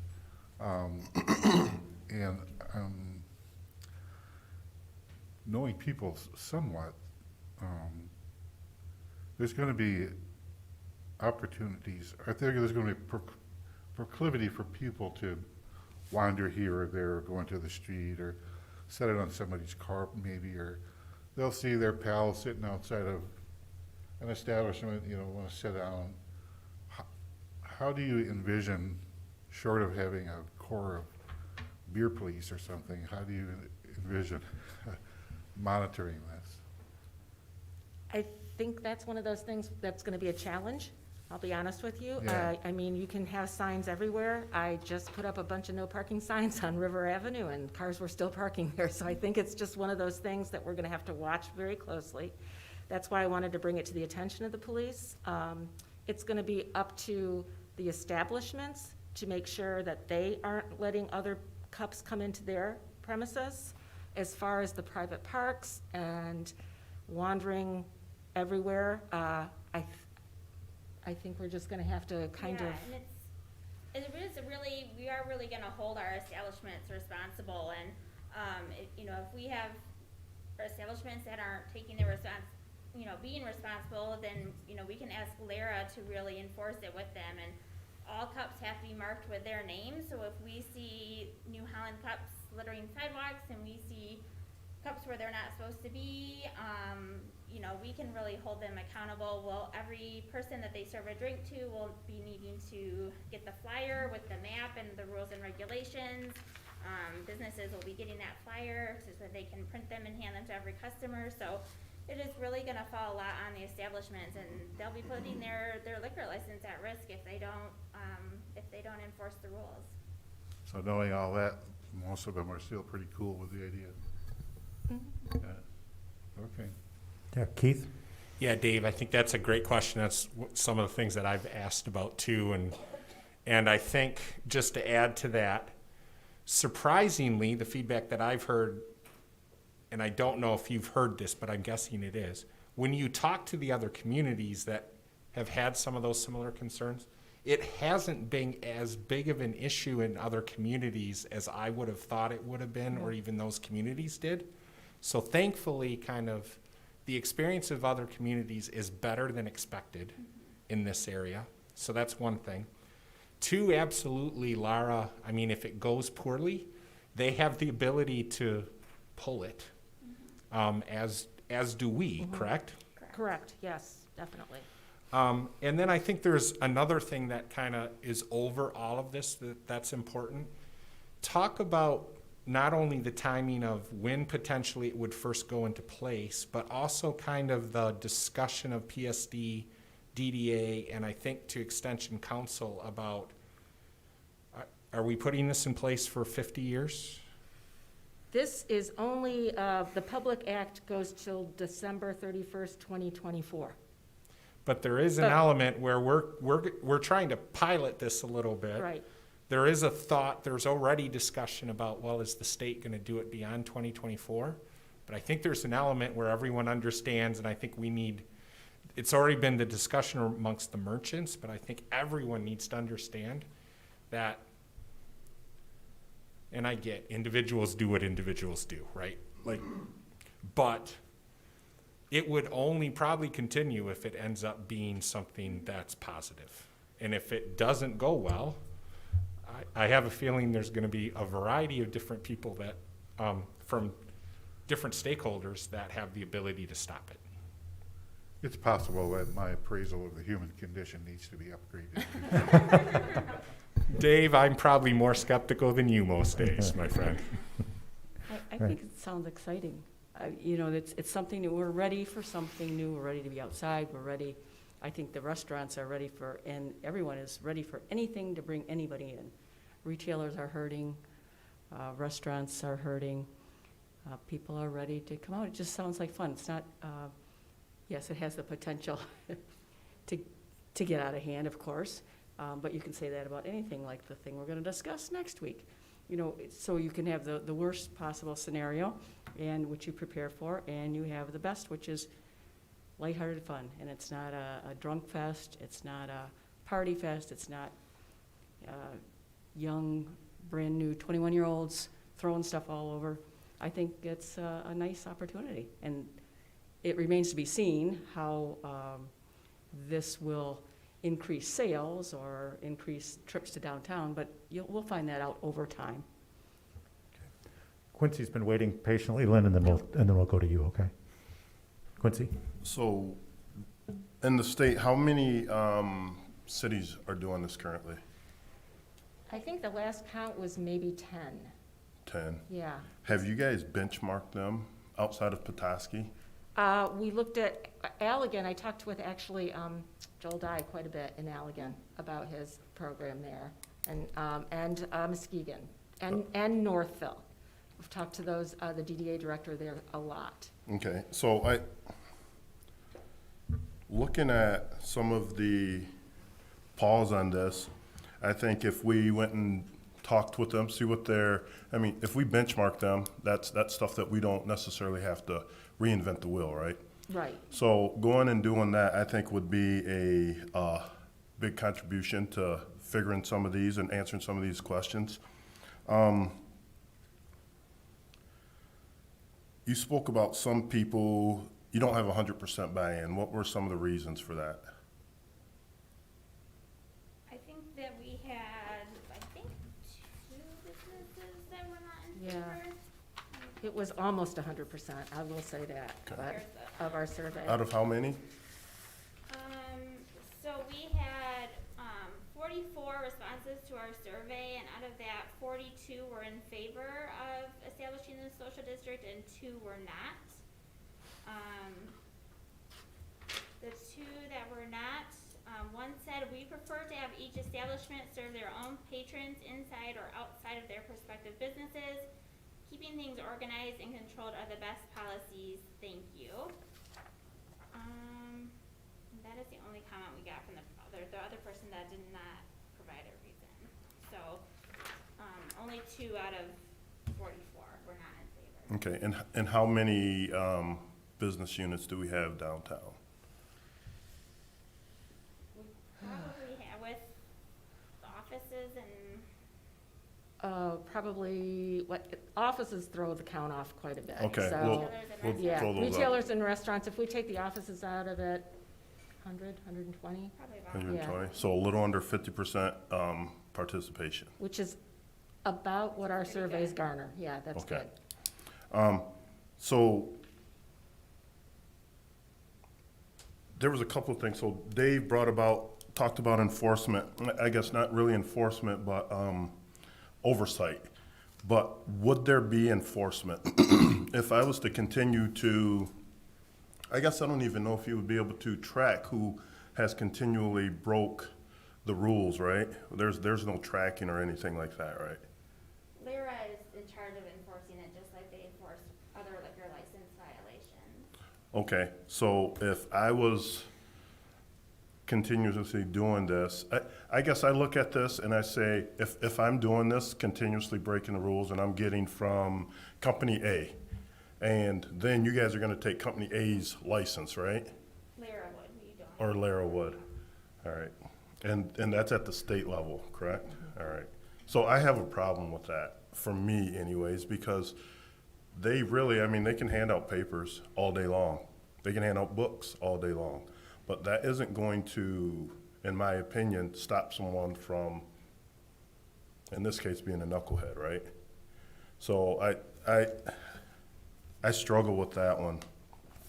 And I'm really glad that you brought up the comment or the information regarding the length and the ability to shut this down. So I guess I want to ask you to expound on that a little bit. How would it be able to shut it down? If I'm a business owner down there and I'm not liking what's going on, what kind of recourse do I have? Yeah, so a couple things. One, you were talking about benchmarking, Quincy. I don't know if benchmarking is the right term, but I have talked to colleagues across the state, but most importantly, Kara and Amy have done it, that have talked to places that have had this in place for a while. Most of the newer action on this are communities that are in the same place that we're in right now, that are just going the process of instituting it. Like, you may not be aware, but City of Zeeland just approved this last night. So this is going into place really on the same timeline for all practical purposes if you would vote it into place. And again, you're not taking action on this tonight. It would be on a future agenda if you would want it to move forward. So there has been a great amount of information of the types of things that you're asking that really haven't come to pass in most of the other communities. Now, does that answer your question and like bar the opportunity of like the worst thing happen? No, I'm not going to tell you that, okay? But I'm also going to say there is a differential in like with the police department, right? If there's a knucklehead, right? And a lot of times like just walking around with a cup, okay, that might be breaking the rules, like, hey, you're a street too far over, right? But a lot of times, I think what everyone understands is we're most concerned about kind of the other types of behaviors that might kind of generate from this. And just be reminded, those are the types of things that absolutely we have the opportunity to intervene in. And the police department in particular has the great ability, just because we intervene and have a conversation with someone It's kind of like the conversation we had with Tricia earlier today. There's an amount of interaction that we're able to have sometimes that takes care of the vast majority of problems. If we have another set of problems that kind of like dovetail because, boy, this is doing more, like, we have the ability to do that. Now, I think the last question he had is, like, what would it look like if this just started causing a whole nother set of problems? My understanding is there's multiple remedies of basically people that could say, hey, we're not doing this anymore. It's Lara, but you have the ability to come back and basically say, this isn't working and we're going to revoke this. So you have that power also as a council. And to also change the timeline, so if you say, maybe it's not working in this, maybe when Hope College comes back in session in the fall, we don't want it in place in the fall, let's just have it in the summer, we can change the timeline of it too. Okay, that was another concern is, out of all these communities, none of them are college towns that I'm aware of. There are absolutely the ones that they mention not, but there are absolutely communities that are college towns that do have this in place. Okay. Thanks. Lynn? You mentioned that people can't be in the streets. Does that mean they can't cross the streets No. to go from one to another? The crosswalks Oh, will you be said part of crosswalks. the, That's yeah. right. Okay, Yep. thank you. Oh, thank you. Thanks, Scott. Raul? Yeah, so I've had the privilege of being able to serve on the PSD and the DDA, and I think in particular over the course of this last year with the pandemic, and one of the things that I've come to really appreciate and admire is the work that you two put into and that these boards and commissions put into the making the downtown successful. I think that's been vitally important over the course of this past year, and so just really appreciate and admire, I think, everything that's been able to take place over that time. I think also specific to this issue, so it's always interesting to me. I'm not a big drinker, and I think I've had a 6-pack in my fridge for probably 2 months, and I drink 2. I just don't think about it. So whenever we read this topic of alcohol, I think about the social district. I'm like, well, I could just grab a cup of coffee and walk the downtown the same way, right? And still, So to me personally, I'm like, okay, well, I don't see the need, the value for it. But again, kind of going back to I think the appreciation and the efforts and the strides that we've kind of made in supporting the downtown in such a crucial time where businesses have been closing, and we've been fortunate where the loss hasn't been so great in our downtown. I think this is a way that we can continue to support the merchants, especially as they're the ones that are for it, and see it as an opportunity for them. And so I think I'm willing to support it. And I think the bigger question was, which has already kind of been addressed, was enforcement. What does that look like? Because it is so new, and because and we can imagine the worst case scenario, as we always do. Around dais, but if the police department is kind of on board and we're kind of putting things in place, and we have some stop measures that we can address that by, then I think I'm good with it. Great. Thanks, Raul. Scott? So I respect the fact there's other communities that have been doing this. I mean, you did mention Allegan, and they don't have near the traffic nor the pedestrian throughput in their downtown area as we do. I mean, we're shoulder to shoulder sometimes in the summertime. I'm probably the only one here that's probably worked at many of these types of events or these types of environments where they can get very volatile in the middle of the night, where people are bumping into each other and alcohol's being spilt, language. I mean, it goes on and on when you deal with alcohol issue, or alcohol is part of this this mix. So I'm really concerned how that might look, not only the appearance, but also what may happen. I know we're always engaged in hypothetical what could happen, but my experience is it does happen. My experiences tell me, and I've had those experiences. That's why I was kind of asking about the police department, what their thoughts were. I get the idea of being able to manage it, but there's still problems that arise around this. And it's such a large area. I mean, this isn't a lot. This isn't a business, a one-time permit. This is looking at this till 2024, potentially, unless we restrict that. We have tulip time. It's coming back. It will come back. And so in that time frame, we're going to have parades. I mean, are we restricting it during those times? And if we are, let's be very, very specific to times in which they're allowed. Maybe have a cutoff time in the evening too, when that can be served. So I would say, in any way, if I would support this in any way, it's going to have to be a pilot program, a very short period of time, and very restricted in regards to moving forward. And then we can let out the leash slowly and see how it works. But I'm not for just a blanket. Let's open this up, see how it works for a year or two, and then evaluate it after that. I just think that's just too long, too length of a time, too unrestricted, that there's going to be some problems. So I do have a lot of concerns with this. And I'm going to think about it, right? I'm going to still engage and talk to a lot of people and read more information about this, but I do have some reservations. Thanks, Scott. Any other questions, comments? I've got a couple, Scott. I shared the same kind of concerns that you do, and actually when Dave started talking, I'm like, Dave, you're saying exactly what I was wondering. As I was picturing myself as somebody who might be in the social district, I thought, well, how am I going to be sure I know what the rules are? How am I going to be sure that I'm following it? How do I make sure that the folks that are around me are doing that? So I share those same concerns of, and I haven't worked those events like you've been, but I've been shoulder to shoulder with folks at events like that. And I share those concerns. But I also want to make sure that we're doing what Raul was talking about. We as a council have done everything that we thought was a prudent thing to do to help support our downtown businesses throughout this, to try to help promote that. And as you were saying that, Raul, I thought to myself, but we haven't done everything that other communities have done, frankly, because our police department and our fire department have made recommendations to us to not do certain things.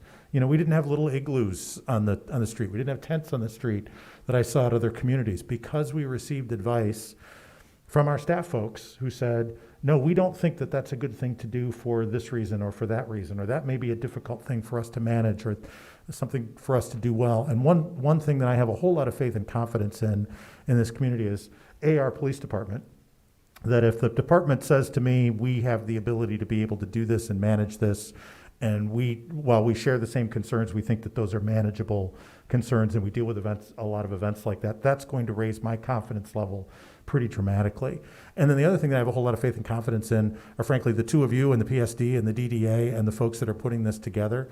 I think that the way that this is going to work is that if it's planned very well, and it seems like it is, and if it's executed and managed very, very well, and that there's always that idea that Laura can pull the plug, or that we have the ability to be able to pull the plug. And one of the questions I was going to ask you is, we could pull the plug on the whole thing if we chose to.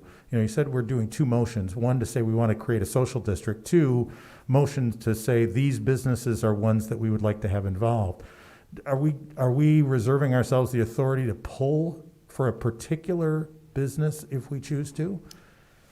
Or are we saying, nope, we're putting it out there, and if you hold the right kind of liquor license and you've gotten approval from Lara's the only one that can pull, Nate's Bar and Grill isn't doing what they're supposed to be doing. Can Nate's Bar and Grill get pulled by the city of Holland, or do we have to ask Lara to do that for us? Well, we can report any infraction to Okay. Lara.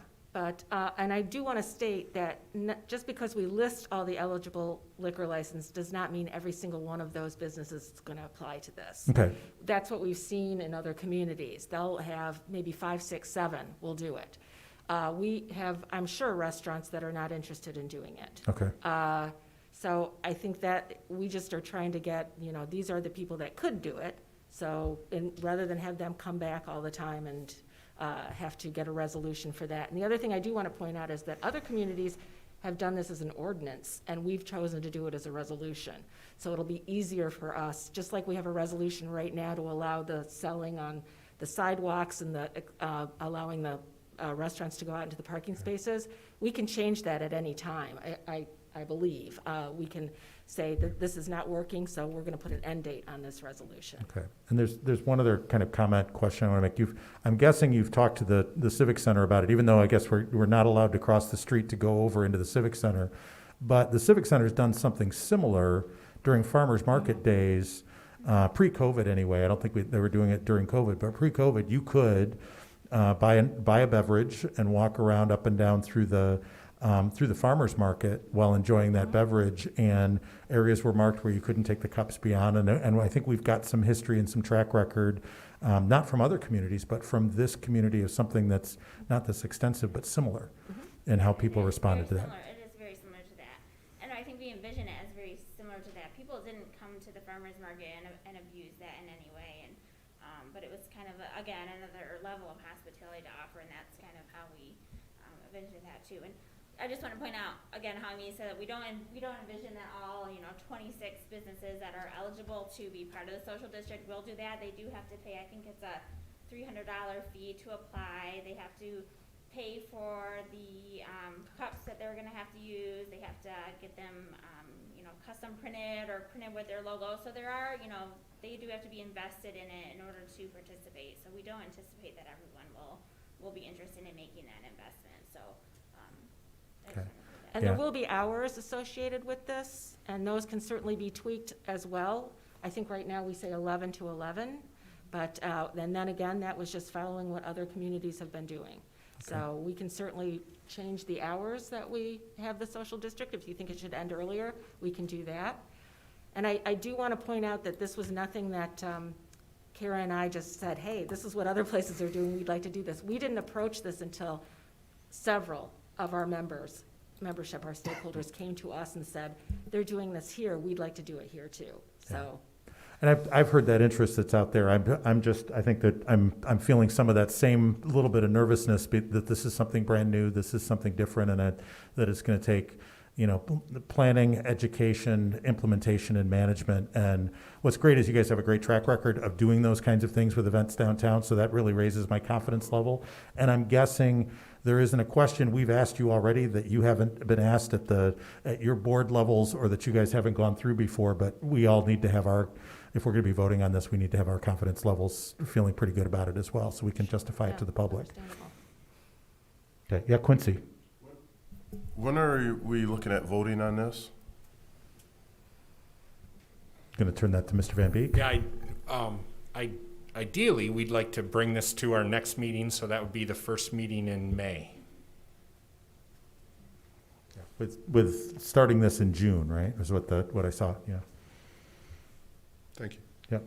Other comments, questions from council members? You looking for a head nod from us to kind of, yeah, Scott? Just want to make sure during special events, this is going to be restricted during special event times in the downtown area. We can restrict it during tulip time. We can start it after tulip time, and Well, it's not about starting it, it's about. So you can make your, when you make your resolution, you can set a parameter. Then if you want, say, through the end of 2021, or, if you want to revisit it at the end of this calendar year and revisit it in beginning, and then say not during special events, or if you're gonna, as part of our plan, we can establish in our plan that it's not going to be during special events. I'm not sure what right now the wording, I can't remember what the wording says right now. Right now, I don't think it is restricted during special events. That's something we can add, though. Yeah, we could say, Scott, not during a parade time. Right now, according to the plan that we've drafted, it says during festivals or special events that do not include issuance of a special license by the Michigan Liquor Control Commission, the Commons area and the downtown Holland Social District will remain open.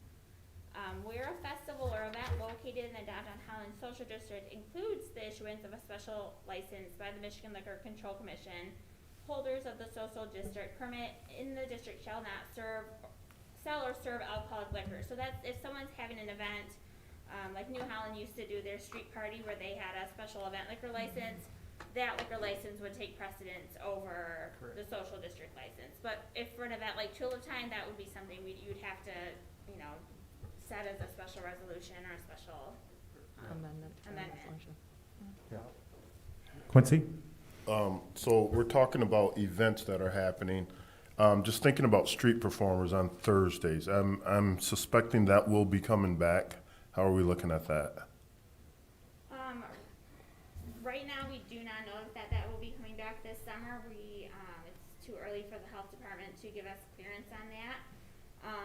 But as it stands now, the principal shopping district is excited about the possibility of having the social district and street performers at the same time. But right now, it's too early for us to say if we'll have street performers.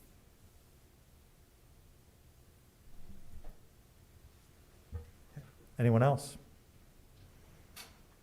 Looking for a nod from us, Mr. Van Beek, about moving forward with this. Scott, go ahead. Just one more thing. So again, this does not prevent other social districts from, other people from applying for social districts. Not that you guys would do that on their behalf, but this does not prevent other people from applying for a social district somewhere in the city. So if someone else wanted to apply, or another group of businesses wanted to do this, they could do it as well. You're thinking of like Washington Square or something like that? Throughout the city, there's a Yeah. number of places I could speak to. Yeah, so there's state regulations, so we don't create the regulations. So Correct. any other place in the city that would otherwise kind of fall within those state regulations could pursue that. Okay, thank you. They have to get your approval, right? Certainly. But Thank you. All right, anyone else? Looking for a nod from us, Mr. Van Beek, about, I think we had good conversation. Yeah. There wasn't a vote, but yeah, I don't sense there's a majority that says we hate this idea, stop it now. So I think staff heard some good things. They'll wrestle with that and they'll bring it forward to you in an upcoming meeting. all right, great, thank you very much. Thank you, both of you, appreciate it. Thanks for the hard work on this. Thank you.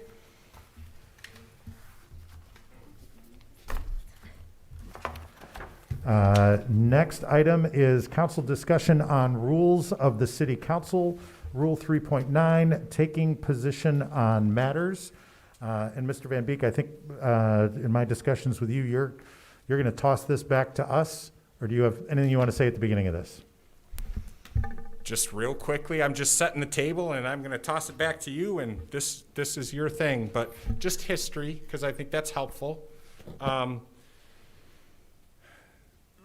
My recollection, and I didn't spend a lot of time looking back at this, but my recollection was that before I started as city manager, there was a council advance that I saw the notes on, where this was something that I identified as, and I forget the exact wording, but it was pretty clear, and I checked with some staff, where it was identified as we need to figure out something to do with kind of issues that are brought before council and how we do or don't take positions on something.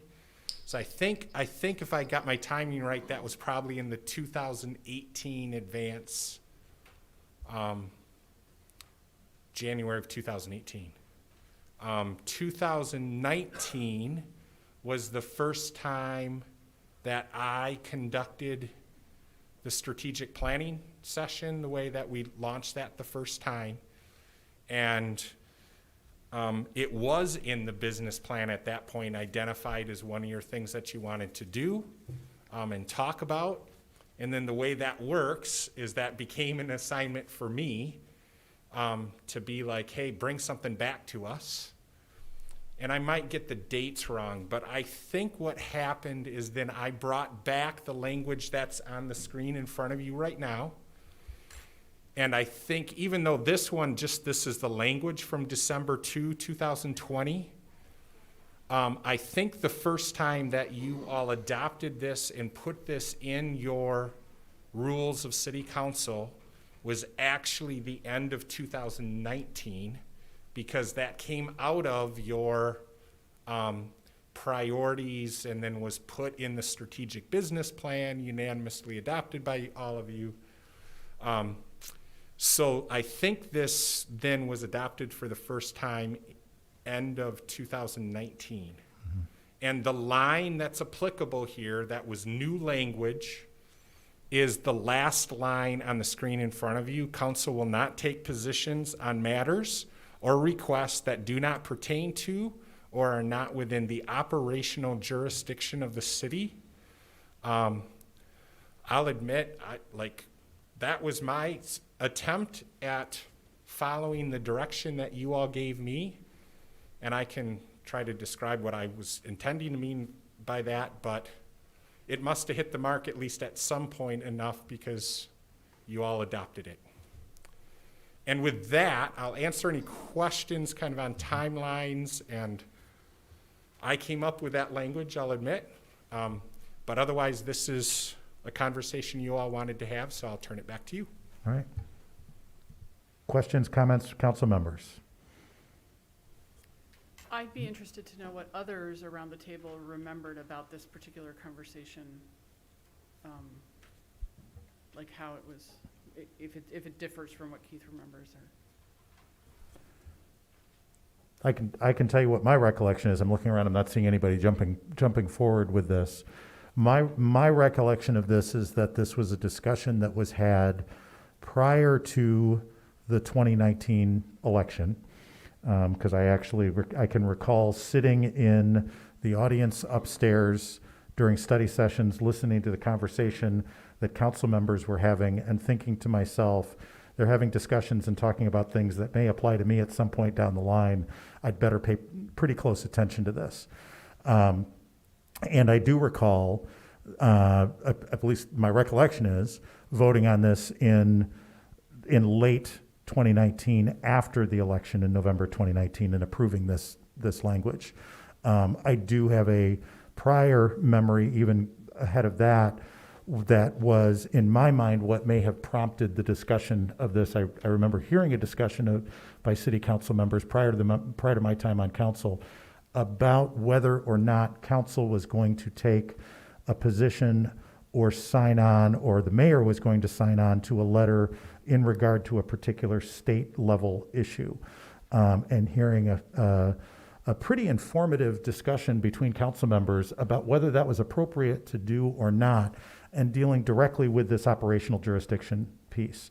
I know in the news that there were issues that even occurred prior to that on the national level that there were discussions of, but Lynn, my recollection in this, and one of the reasons I voted for it when we first came into office, was because I had listened to those discussions of council members about two very different issues from two very different, let's say, political perspectives, one very far on one side, one very far on the other side, that impressed upon me that as council members, we've got an awful lot of stuff that we need to talk about that is within our purview, that we do have the authority to make decisions on, and an awful lot of our time is spent dealing with those issues, and that if we are asked to weigh in on issues that are outside of that, it'd be very quick and very easy for us to get bogged down by those things, not only just in terms of a time management issue, but in terms of a goodwill issue as well.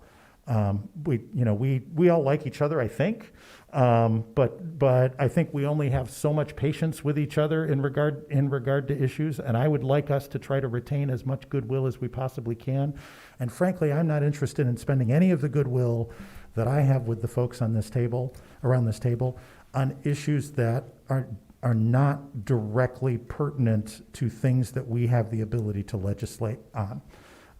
Because I could sit all day long and I'm sure discuss in a very animated way with members around this table about issues that we will never have the opportunity to be able to impact directly because of our legal authority.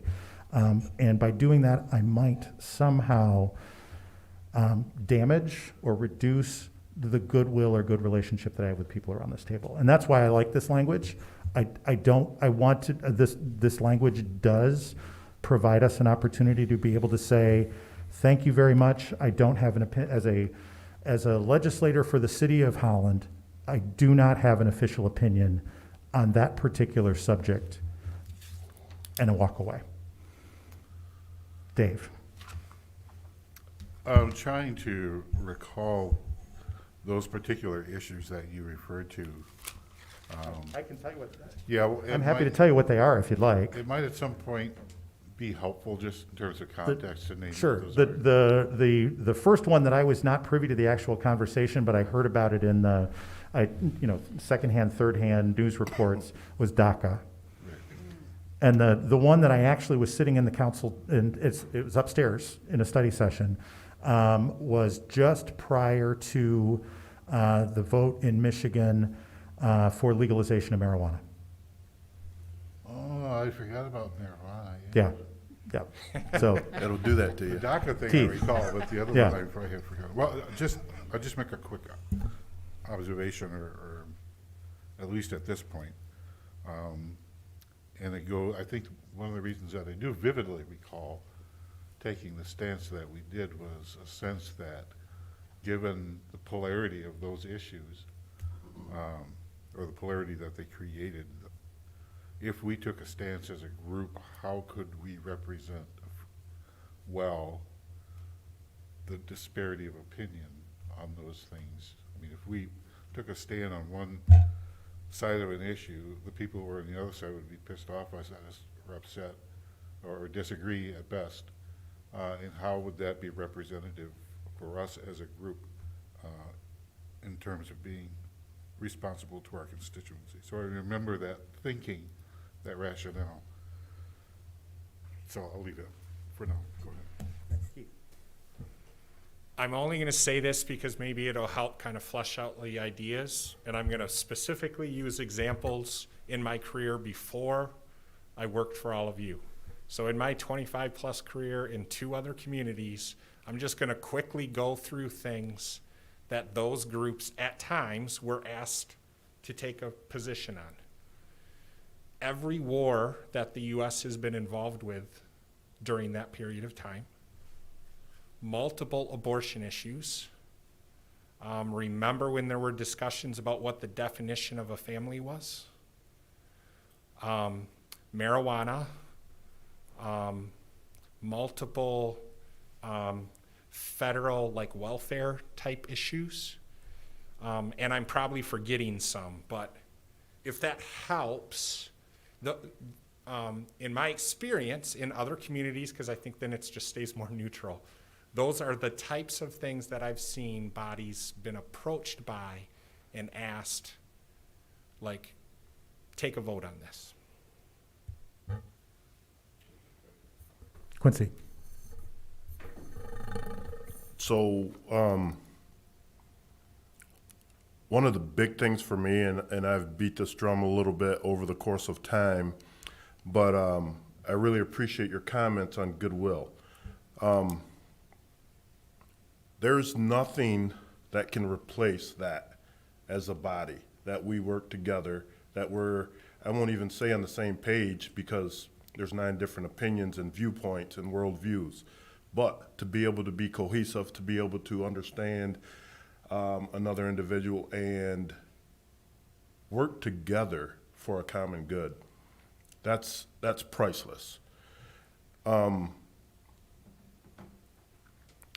With different spectrums, different views on something that we really have no jurisdiction over, it can cause a corrosion to that.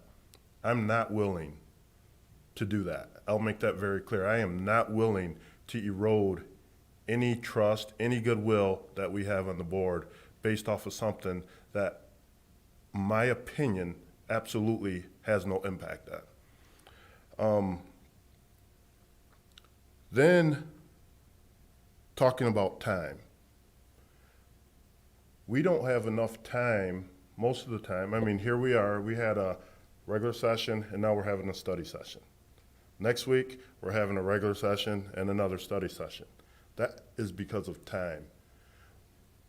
We asked Keith to bring some stuff to us earlier this year, and one of the things that was an issue was time. When do I bring it to you, is what he said.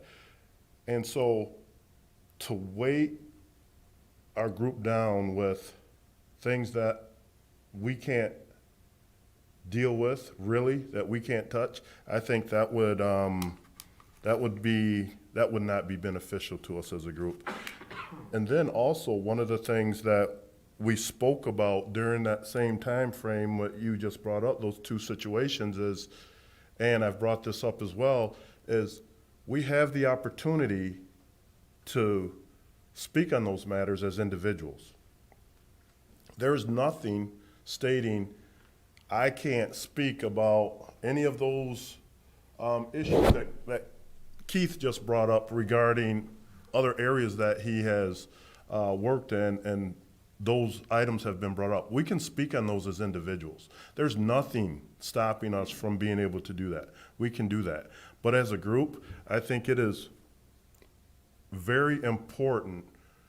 You know, one of the things in our governance training is that we have a united front. And again, the goodwill that we have for this body, for each other, that's going to go along with parallel with showing that united front. Regardless of how the votes went, regardless of what our viewpoints are, we still have to show that united front as a body. So that's my take on it, and I concur with this, the wording in 3.9. Other comments? Scott? Nikki first? Yeah, no, oh, yeah, okay, well, so I'm going to give a little pushback. Generally speaking, I think that's a great idea. I don't think we need to have a united front on everything, because we are different people, and that's why you end up with 5-4 votes and 8-1 votes. And most of the time, time is precious. The things we can focus on, the number isn't unlimited. But every once in a while, there may come an issue that it is more meaningful, even if we can't do anything about it directly. It is more meaningful if it comes, Holland City Council recommended this. And I think that can be very meaningful, along with our individual opinions too. So I would say there's a case to be made that there is not a hard and fast rule, that just because it's not within our operational jurisdiction, that we need to adhere to that we can actually make a statement.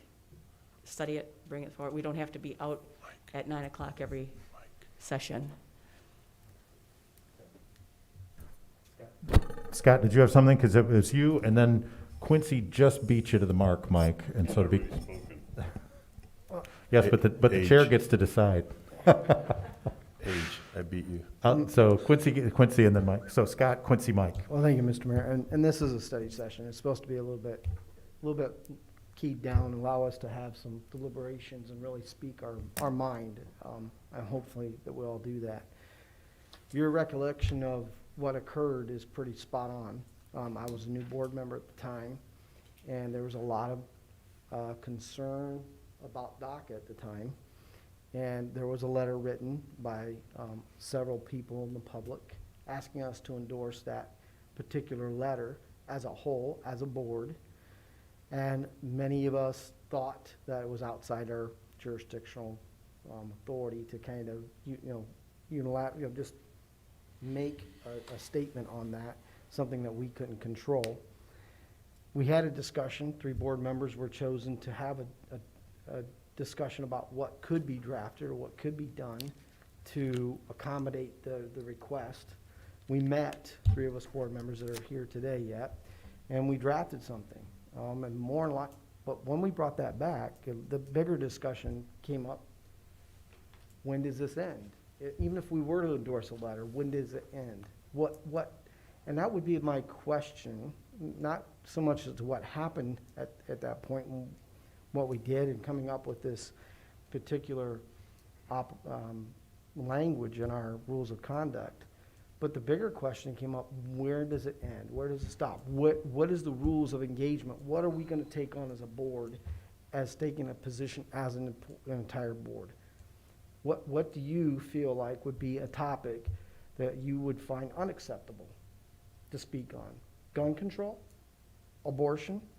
Where does it end if we decide to go outside our jurisdictional boundaries of what we can or can't control? And we're speaking as a whole, because we have all said we're going to speak as a whole. We're going to speak as a board. So the decision at that time was to say, okay, here's a letter that's been drafted. If you support that letter, and the language in that letter that 3 board members kind of work together, if you individually want to support that letter and you want to sign it as a council member, you're free to do that. But if you don't, you're free not to do that. So we weren't speaking as a whole, but we were speaking as council persons that were elected by our jurisdictions who would support or didn't support that particular position that was written in that letter.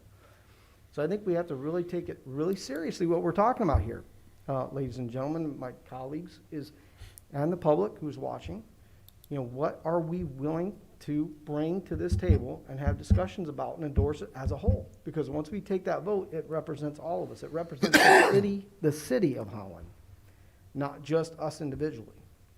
So it was a really deep discussion, and our governance structure, I can't remember our facilitator, I apologize. Dave. Dave Miedema. He's been very inspiring, and he really emphasizes about the part of us working together and really focusing on what we are tasked with under statute, under our charter, and our responsibilities in that charter and that statute. I'll yield to Mike. Mr. Trethewey. Thank you.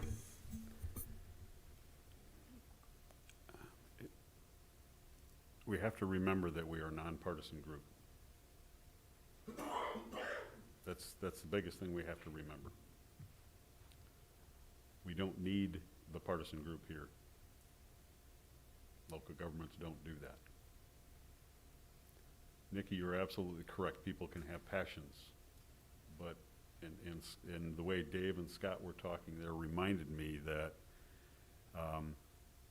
we can have our differences, and by gum, we have a lot of differences over the times. We have some very robust discussions, but the point being is once the vote is taken, the vote is taken, and we are unified at that point.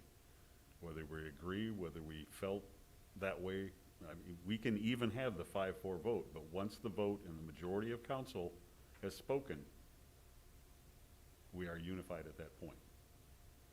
That's the important part.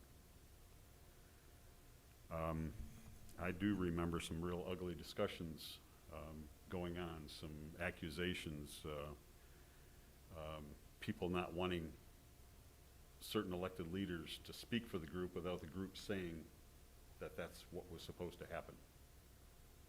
That's where this language came from. It was said earlier that we can speak as individuals, not as council members, but as individuals, John Q. Public, unless the council has decided on something. So if you have a certain specific area on abortion or whatever else subject that was brought up, you're absolutely privileged to do that. Some people come back and push and say, but you're associated because you're an elected official. Well, that's a lose situation. So you have to be very careful on how you present that you are not representing the council. You are speaking as an individual. That has to be stated.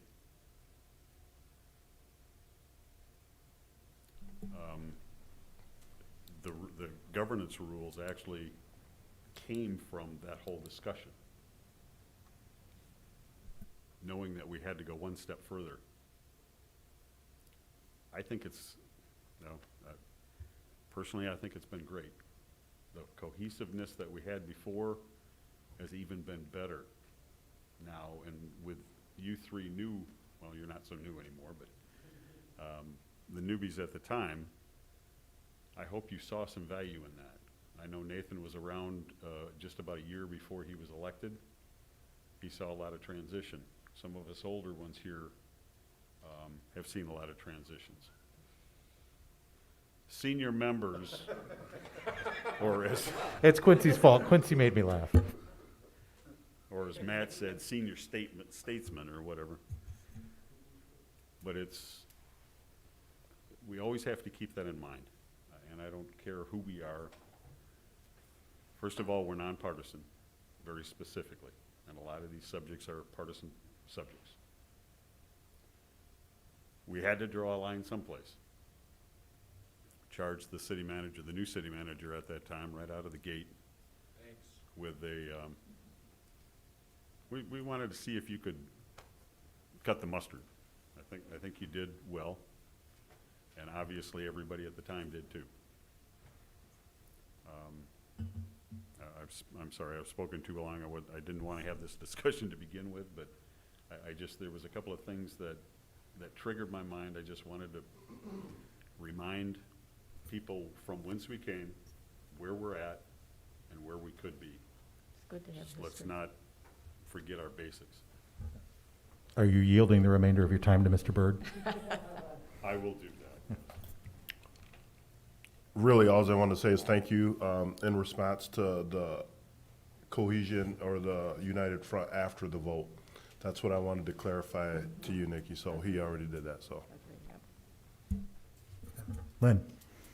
Yeah, so for me, this is one of those conflicting moments where all of the constituencies are crossing, you know. Like, I appreciate what you've said about wanting to keep goodwill at this table. Like, that feels very, very important. So, and I've learned that that's a constituency, right? This is who I work with. There's the city staff. That's also a constituency. People we need to support and listen to. And then the community that are coming to us and expressing their concerns about things. So this feels like one of those things where this feels like one of those moments when they all just cross and a priority has to be chosen. One has to be chosen over another. Some of the issues we talked about, I suppose, could be considered partisan in the sense that they might be supported by a liberal side or a conservative side, but they're not really. I mean, really what they are people from the community coming to us and saying, this is really important to me, and I would love for you to, as a group, take a stand on this. So that's hard for me to reconcile when individuals are coming to us and saying this is something that would really help us to have a position. If you, as our elected officials, take a position on this.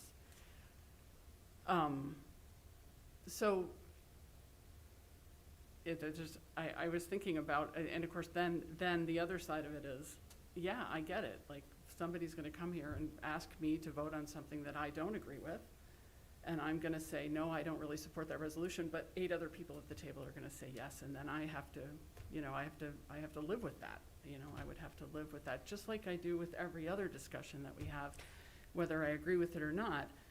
This is the same kind of thing. I hear what you're saying about time constraints. I'm not sure that I don't know. I don't usually like to buy into worst case scenarios. So I'm not sure about that. But the other thing I'm wondering about in this particular case is, how does this practically happen? Like in the example that's been happening, that the Drive Safe folks, the Movimiento Cosecha, are coming here asking us to support a resolution. The way that practically happened was that the mayor said, we don't entertain resolutions. And so that felt like it was a decision made by the mayor, and maybe that's how this practically happens.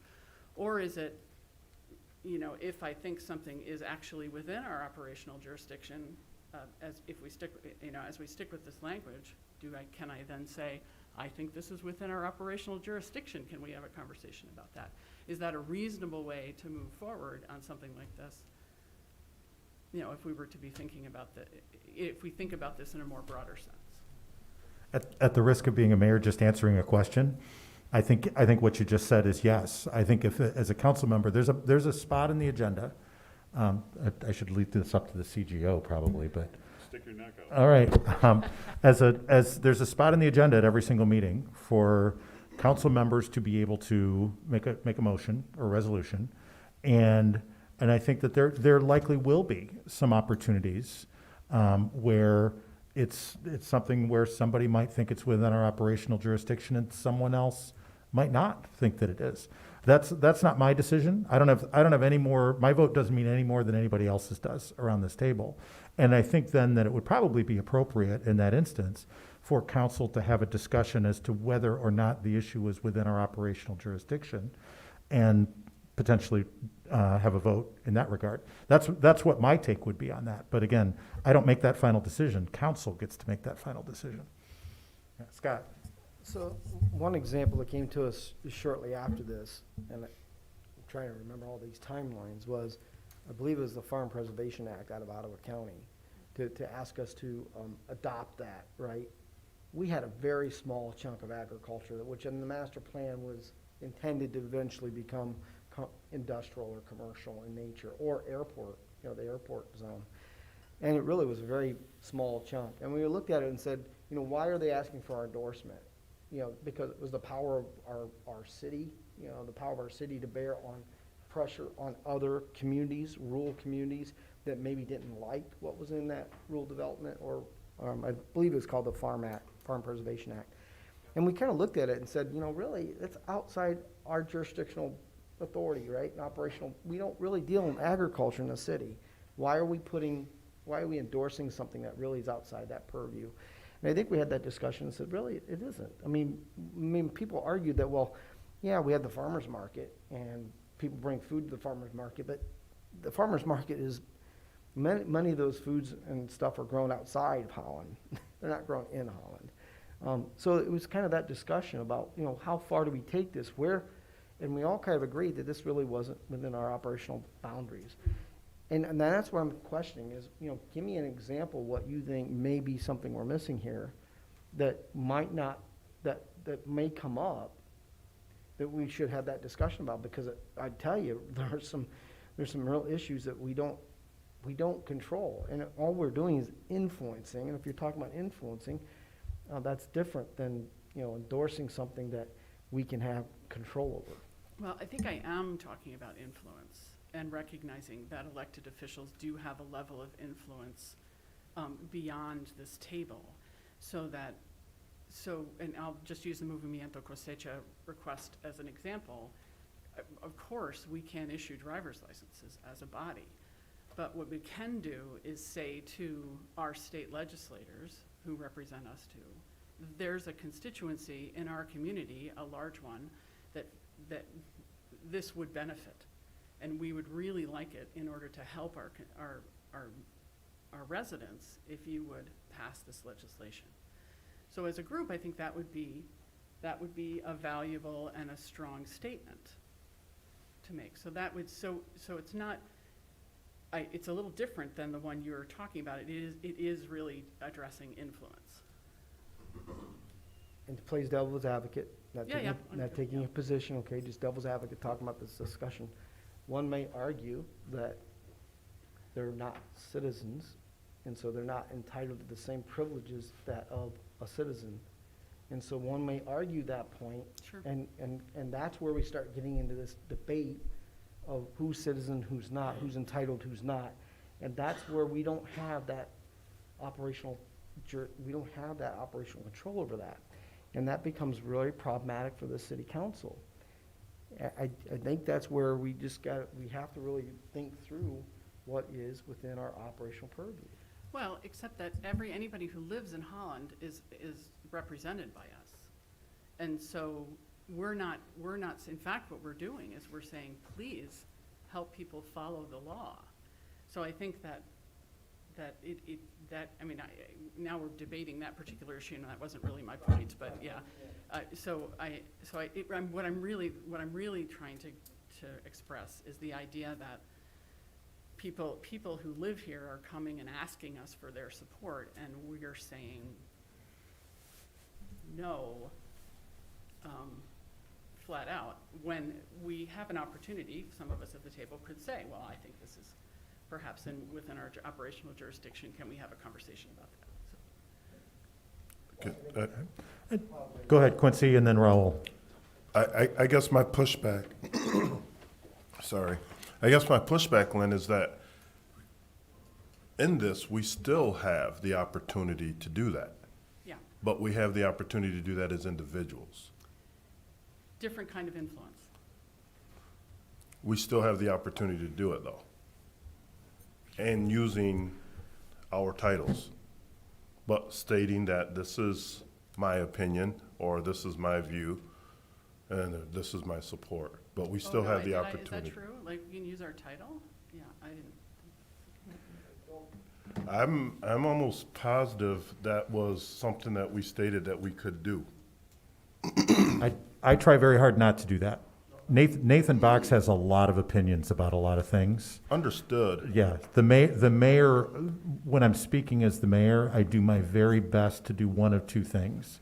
Speak about, with an opinion or a decision about what's happened around this table. Mhm. Or if it's something that this group has not made a decision on, then make as best as I possibly can, just purely factual statements. If it's the mayor. So, but Nathan Box has all kinds of opinions. And yes, Nathan Box is the mayor of Holland, but I try to say to people, I'm not speaking on behalf of the citizens of Holland, because Scott was right. When I speak as the mayor of Holland, I'm speaking on behalf of the city of Holland. And that's a big responsibility. And every time that possibility comes up, I think about the other 8 people that are sitting around this table, as well as, Lynn, you were mentioning constituencies. I also think about staff, because I'm potentially speaking on behalf of staff. And I think about the people that all of us represent. And Lynn, when you said all of those constituencies seem to kind of collide, and how do you reconcile all of those things? Maybe it's the lawyer in me, but it goes right back to the paperwork that says, where does my authority come from? Comes from the charter and comes from state law. And what is within my authority to do when I'm making a decision and making a vote up here? And that's where I draw the line on this. And whenever you say influence, I go, I know that there's all kinds of influence that we could have on things, but our job is not to be an influencer. Our job is to be a decision maker and a representative of the people of the city of Holland. And the perfect example for me in the dividing line on this is actually that marijuana issue, because this group discussed whether or not it was within our operational jurisdiction, and we ought to take a position to try to influence the state legislature to vote one way or another on the legalization of marijuana. There was a real discussion on that, and I think that this group came down on no, that's not within our operational jurisdiction. And then the state legislature passed the law. And about a week later, and maybe not even a week later, do you know what this group decided on its own? How we were going to implement the parts of that law that we had the authority to be able to deal with within our own city. Where were we going to allow sales in the city? Where were we going to allow consumption in the city? All of those things. I say we, I wasn't sitting around the table at that point. But for me, that's a real great example of, we did not have the ability legally to do anything in regard to what the state legislature decided, but as soon as that ball got tossed into our court and we had things that we did have the legal authority to be able to make decisions on, absolutely within our operational jurisdiction. So, Raul, sorry, I jumped in on that. No, I'm glad you brought that to my recollection, because I was obviously a part of that. And I get the tension, Lynn. Like, I mean, there are many things that I wish that this wasn't in place, because I'm in favor of doing something about this. And I think, the most recent event that really brought this conversation about is kind of part of that. And like, how do we help, the vulnerable in our community? And but when I look at this, and part of what, why this became, I think why I voted on it is because it is fair. It is just. There are plenty of things that I'm gonna hope that we don't endorse, that we don't vote in support of. And am I willing to kind of play that game? I don't know. No, I'm not. I mean, and this here seems to be fair, and there are some other things that we can do, and it is a different weight. But I think for the sake of the things that I think others have already shared, I mean, being able to be a cohesive unit and address the things that we can address, that we do have a direct impact on, like that's where we need to spend our time on, right? And the other things we can figure out what we can do individually to let our our support be known. But I think this does what we need it to do for the sake of, for the sake of the city, ultimately, right? Bigger picture, all things all around. Other comments, other questions? Lynn, I see you leaning in. Just thank you for the discussion. I really appreciate it. Yeah.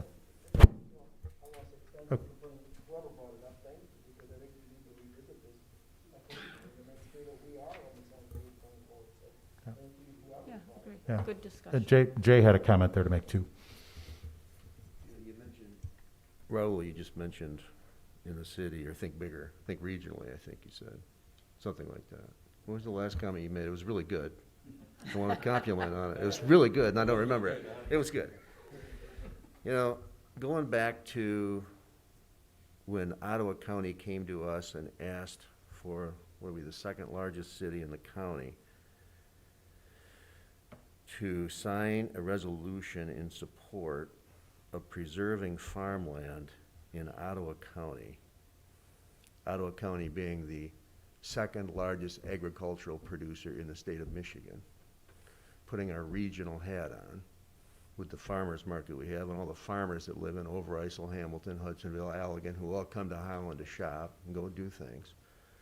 I argued that point and said, what is the downside to this?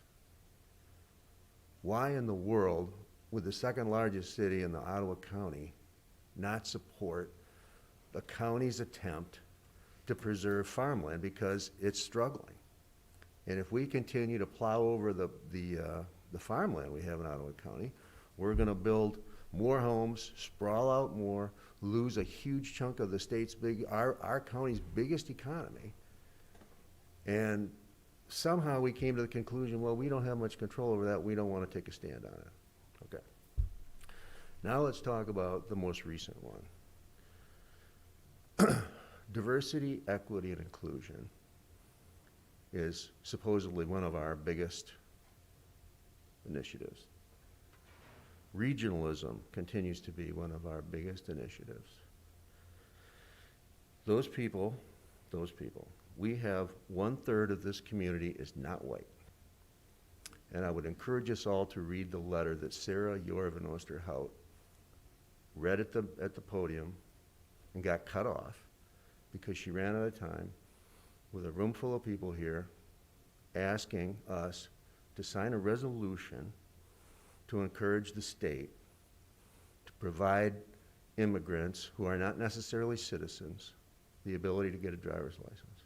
Used to have it, used to be able to. Politics got into it, we took it away.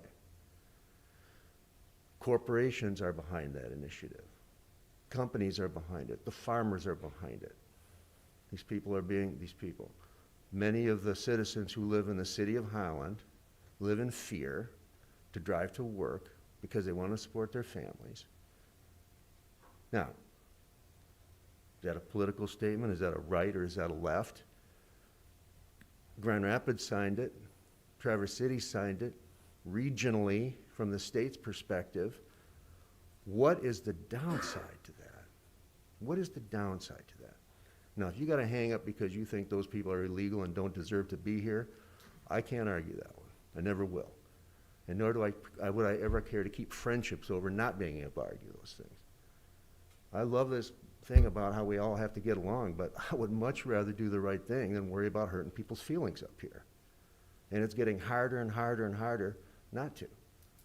So to say we will never take a stand on something that we could, as Lynn says, and I think as Nikki said, we could have a positive influence on doing the right thing at a more of a regional level.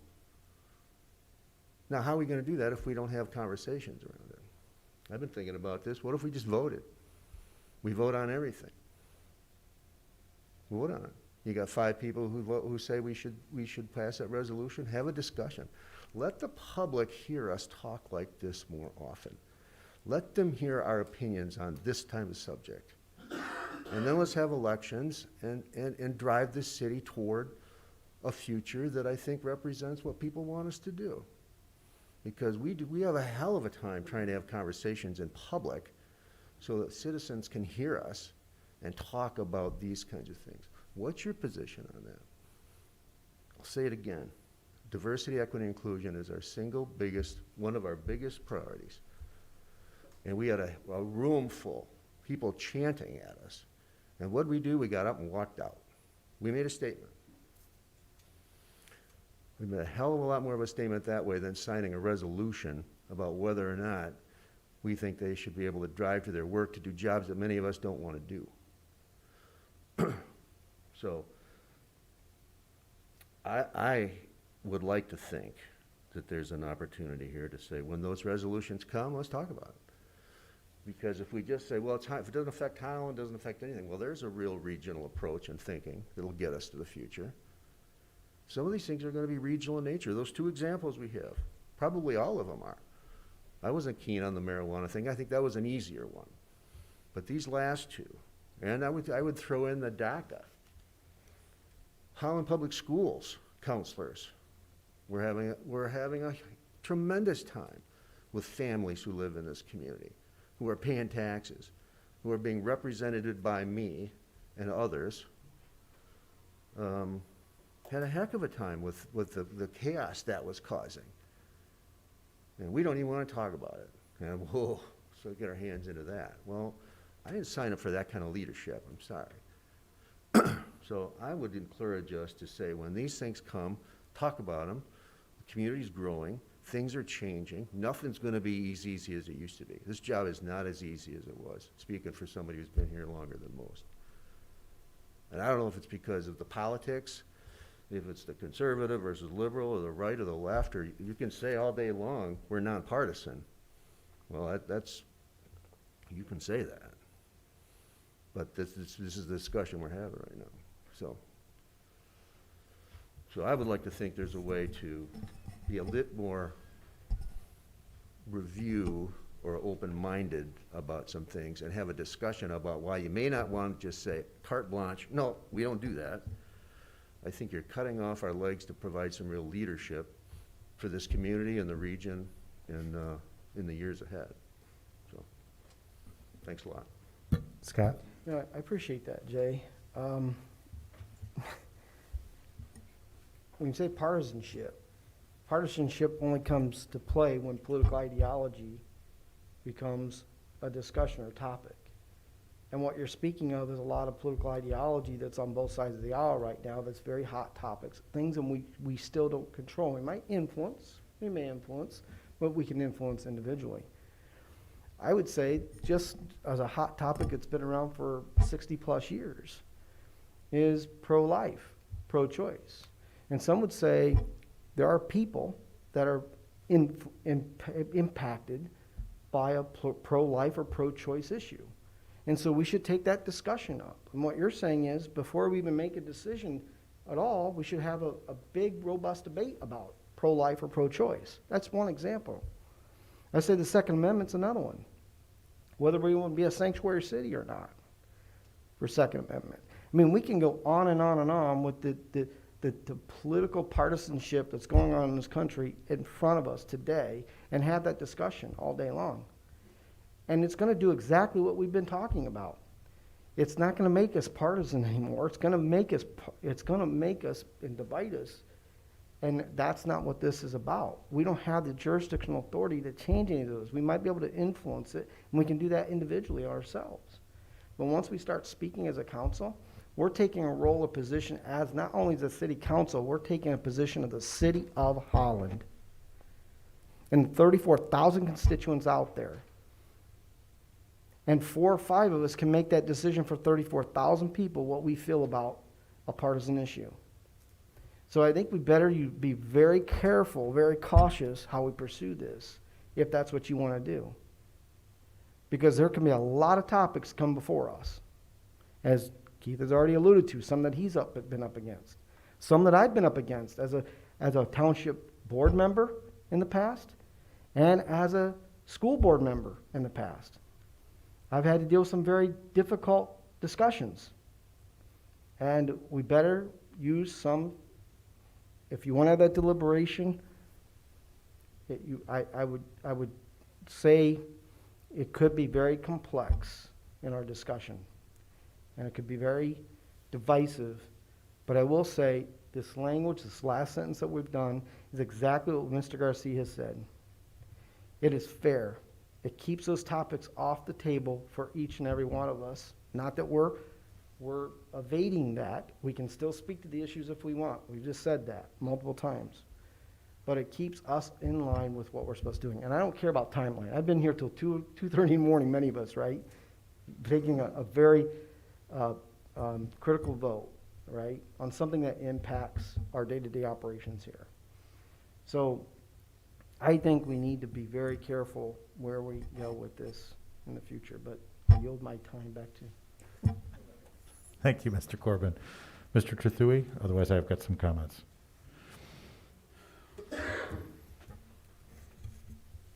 I appreciate what you said, Jay. In fact, I've appreciated everything that's been said around here. But I didn't sign up for this job to have a feel-good.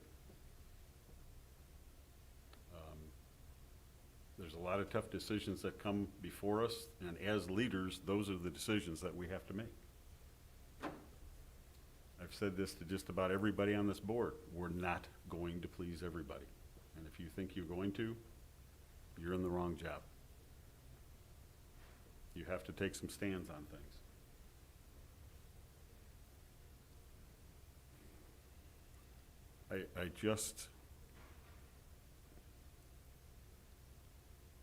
I'm not going to get into a lame duck attitude. I'm going to take this to the end. You have to know that. I never personally voted on anything for re-election, and I hope to God that nobody on here does. If you compromise yourself to get re-elected, you're going down a very dangerous hole.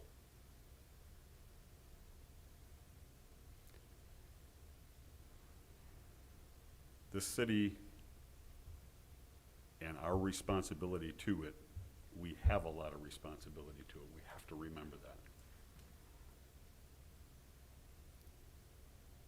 We are looked at as leaders, and sometimes people trust us because they elected us. I think, Lynn, you and I had a conversation about that. There are some things that, yeah, we may have some information that John Q. Public doesn't have, but they've elected us for a specific reason because they have the trust in us to make the right decision with the facts that we have. And we have to go with that. That's the nature of this beast. So I don't believe that we chopped anybody off at the knees by the mayor's statement about we don't do those resolutions, because we voted on it back in December 2 of 2020 that we were not going to do that in things that do not have our jurisdictional, that we don't have the operational jurisdiction over.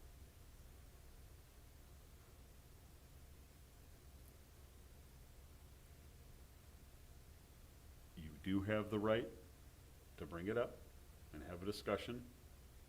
I'm going to caution you, though, that if you bring everything up,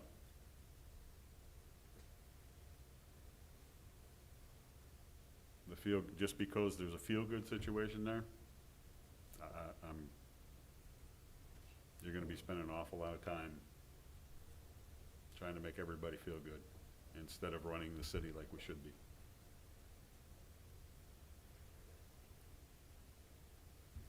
So my hope and prayer is that we all listen to what everybody said tonight, take it under consideration, and the next time something comes up, I'm not going to get into specifics. That's not what this discussion is about. And I'm glad we stuck away from that for the most part. It's the general conversation of how we deal with these type of things that come before us. There's going to be issues that everybody doesn't agree on. We're 9 different people, for crying out loud. That's the way it's supposed to be. And that's why we work so well together, because of those 9 different opinions. And we can come to some sort of consensus. And even prior to when Mr. Freestone was on decades ago. The same thing happened back then. I don't think he'd disagree with me. This group is fantastic. 9 different opinions, 6 different areas taken care of, 3 of you looking at the general city.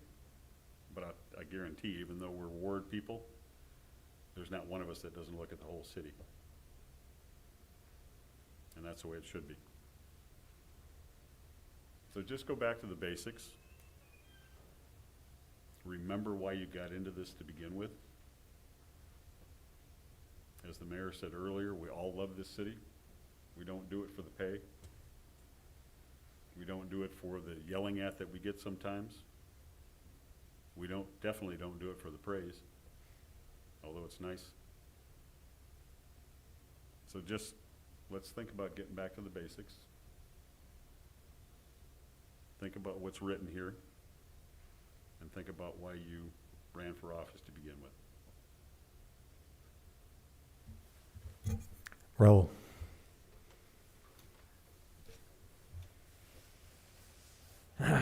Jay, thanks for saying what you said. Like I still feel like I'm caught in this tension. And I think when I look at this, in fact, everything that you were saying, Mike, to me, spoke to, I think, this other side of what's causing this tension, right? That there is an opportunity to do things that we're not doing right now, right? And I think where it gets messy is kind of what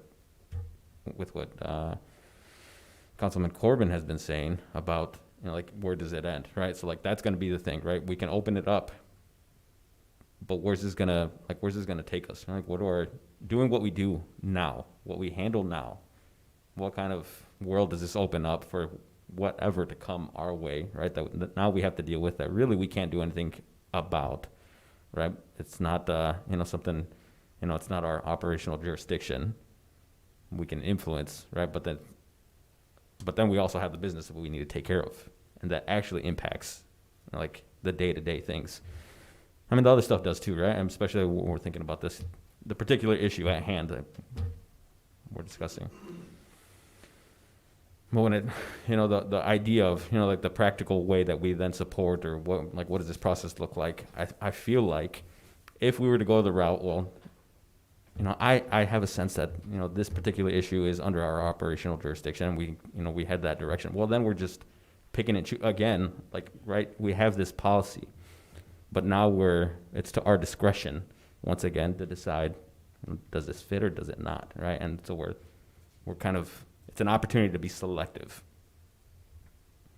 And that to me is very dangerous. It almost feels like it's better for it to be a vote outright, right? That we can kind of take things as they come, which is going to be a lot of work. It's going to be a lot of time. It could pull us away from a lot of things that we do need to do, right? Like, that's the reality. Like, I mean, our meetings, it's been nice to not have to be here, till 11 o'clock every meeting. I mean, it was consistently that way when I first started, where it felt like, I mean, I've just blocked out my Wednesdays till 10 o'clock. Like, that was it. And if it went over that, well, okay, it did.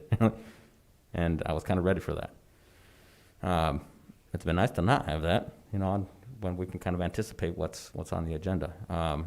That's not what we were elected for either, right? I mean, I think we're here because we wanted to make some differences. We wanted to make some changes, and I think we were ready to kind of get messy, right, for the people we felt like weren't being heard. At least that's why I'm here, right? So that's why you kind of pulled me back into thinking about this with your comments. So I don't know. I mean, on the one hand, I think this works perfectly as it is. It is fair and just.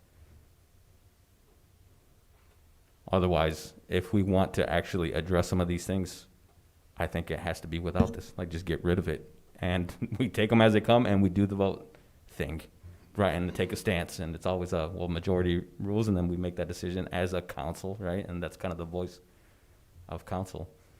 But that's quickly complicated. Like, I mean, that's every meeting we can have public comments with something that then, because we're doing due process, that is the agenda.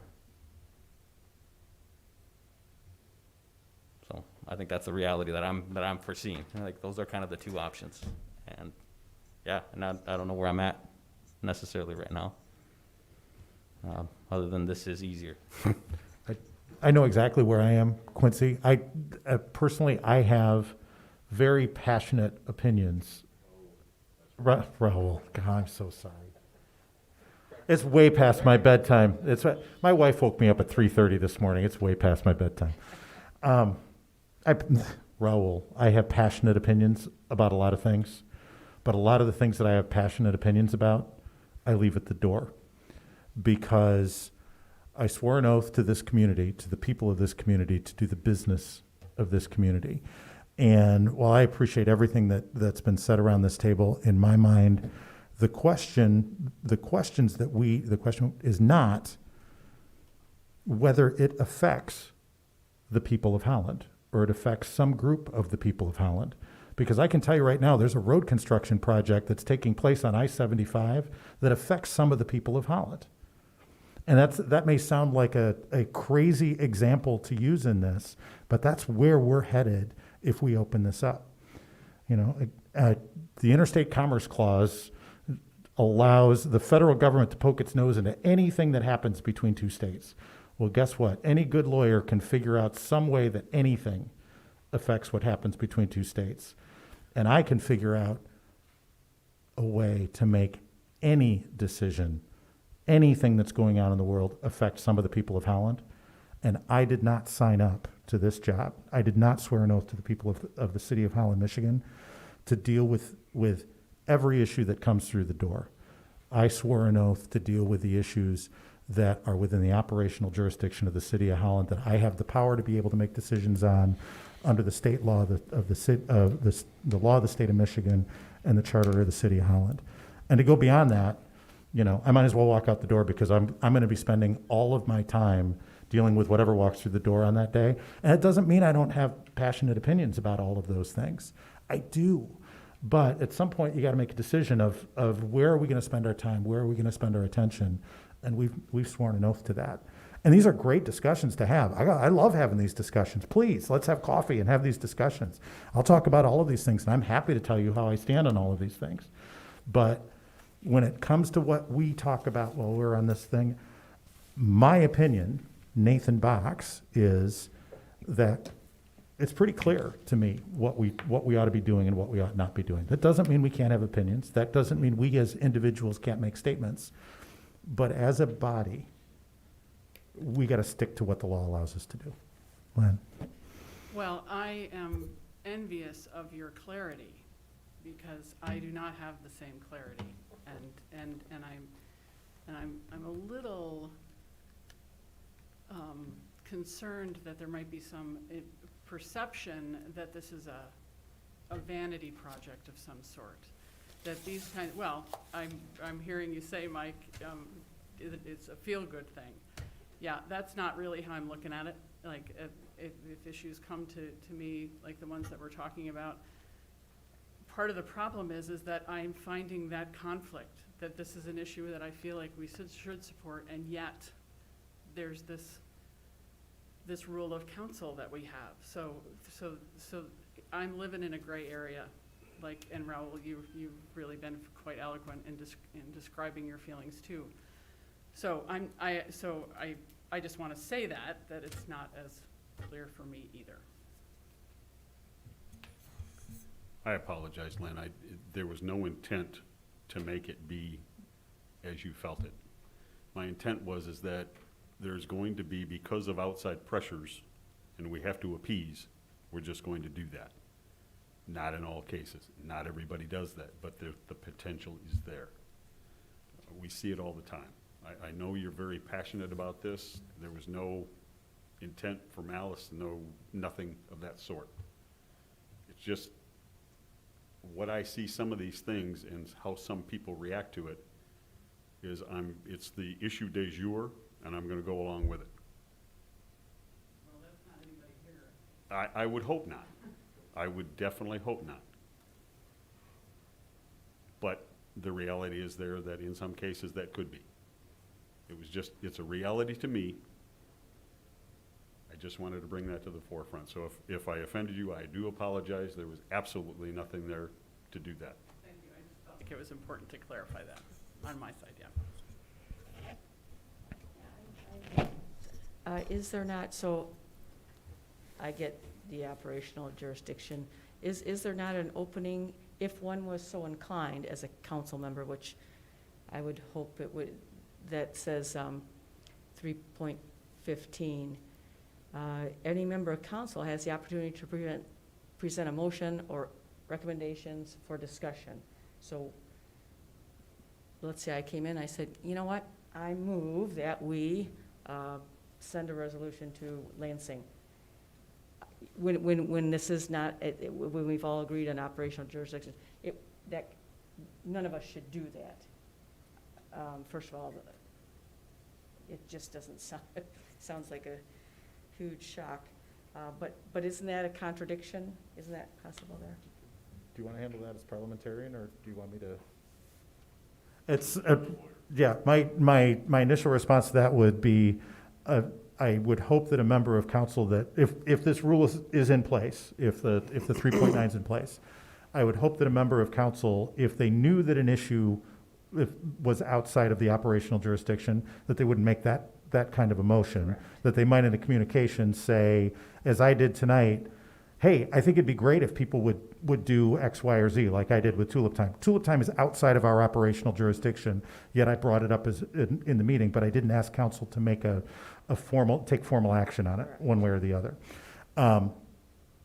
But also, if a council member did that, say you thought it was in a gray area, and I would say that another member under the rules of parliamentary procedure would be able to make a motion to say, I move that that's outside of our operational jurisdiction, and we have a vote in regard to the operational jurisdiction question before we move on to a discussion about the issue at hand. That would be the way I would read that. I'm by no means an expert in Robert's Rules of Order, but I bet if I dug a little bit, I could find the way that happens.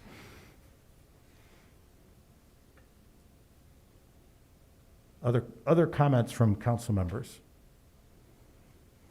Scott? I'm just brainstorming here, so to help all of us, right? Because not even one of us could do what has been suggested here, right? And what we're talking about. So is there, can we come to some kind of agreement on how we might vet something like that even prior, so that we don't run into that problem? Because we could sit here all night talking about that. Is there a way in which we could do that through Mike being the governance person, whoever's sitting in that governance seat, one of us would bring it to him and say, what do you think? You know, here's my thought, and what do you think? And they could have that deliberation early on. But I'm just trying to find a way to help us all understand what would be outside the operational picture. I like that. I like that a lot. Well, I know you do, but. See, I told you, everybody knows what my opinions are. Yeah. I'm just kind of feeling out for the ones who've had some balance on, trying to get some balance on this, figuring out. Yeah, it sounded like a loophole, you know, so I didn't. Well, sometimes the way I would look at rules of council is, would that supersede then the other, which is further down inside the policy? Would this one supersede it as an overall arching thing? But we haven't really talked about how we would determine what's inside or outside the operation. I mean, we're talking about it now, but what would be a good step in order? If we can't do that to Keith, that's not fair. It's not fair to Keith. It's got to be us, right? Yeah. And so in our governance training, what we've been taught is, right, the governance officer would kind of be that person that we would go to and say, here's my thought. What do you think? Or, hey, I'm going to make a motion, or anything parliamentary. We would go to you and kind of deliberate on that a little bit before we've had. Now, of course, if you had disagreements, then, you know, you say, well, I really disagree with you. I think you're taking a really hard line on this, so I am just going to bring it up, you know, in front of the board. But maybe this will help provide some clarity. What do you guys think? So from a standpoint, Scott, I think you're absolutely right. It would be better to have a preliminary clearinghouse, whoever the CGO is at that point, bounce it off that individual, and you always have the recourse at that point if the CGO, if you don't agree with the CGO's interpretation, get into the scenario that Nikki had, and then you're going to get into the same scenario that Nathan just said, is that, okay, this is what's out there. The first discussion then would be on, is it in our operational jurisdiction? As opposed to the subject itself, not the merits of the subject. Is this within our, lack of better terms, wheelhouse? And vote on that. And if the council decides that it's not in our wheelhouse, that's the end of the discussion. So let's just do an example. I come to Mike, you, and I say, I hear the discussion on the state level is being talked about removing limited liability for police officers. And I want to bring this up as either support or against or for, whatever position I want to take. I want to talk about the limited liability provisions taken away from police officers. What would you say as a governance officer on that issue? Well, I mean, we got to play this out a little bit, right, to see Okay, how that would in this work. specific case, I would say, at this time, it is not under our jurisdictional, or our operational jurisdiction, but it probably, if it passes the House, very similar to the marijuana issue, Well, sure. Now it then becomes we're state law. going to have to address it on that level. But at this point, we have no control over that. Right. I may have a personal feeling on there, I'm not asking for that. right? I'm You're asking for you to be the governance officer and tell me You're what you asking think for a the neutral interpretation position. of this rule here. And that would be my interpretation. Okay, and that's how I would see it play out, and we could each do that. And I think that would be fair for all of us. Now, could that person be unfair? Well, it goes back to Mr. Garcia's comment, we're trying to be most fair here with anyone who has an issue to bring before us. And the other way to vet that before it comes to all of us for discussion is really the governance officer who sits in that position.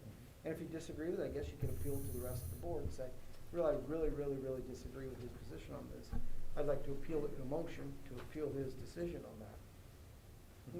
I'm just trying to find a way which we can operate as a board, because we gotta come full circle and close this loop, or we're gonna be doing this 3 months from now.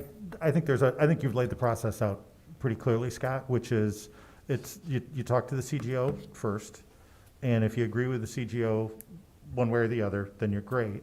But I think that if you don't, you go to the CGO and you think, I don't think the CGO is right on this, there is still that ability within the agenda to bring that motion anyway. Just because the CGO doesn't agree with you doesn't necessarily mean you're shut down, in my mind anyway, you're shut down on that.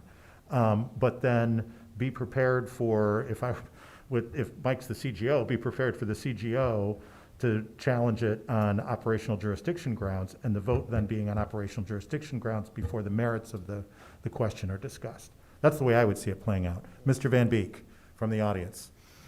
I've really enjoyed not being a part of this conversation, believe it or not. I've loved it. And I don't want to be a resource on that evaluation, but I will remind you that for the CGO, one person that reports directly to you that doesn't report through me, that probably would be in a very good position to give you a neutral, like, is this something that you have the ability to legislate on or not, is your city attorney. Yes, thank you. Yes, thank you very much for that. Yeah. You have two resources.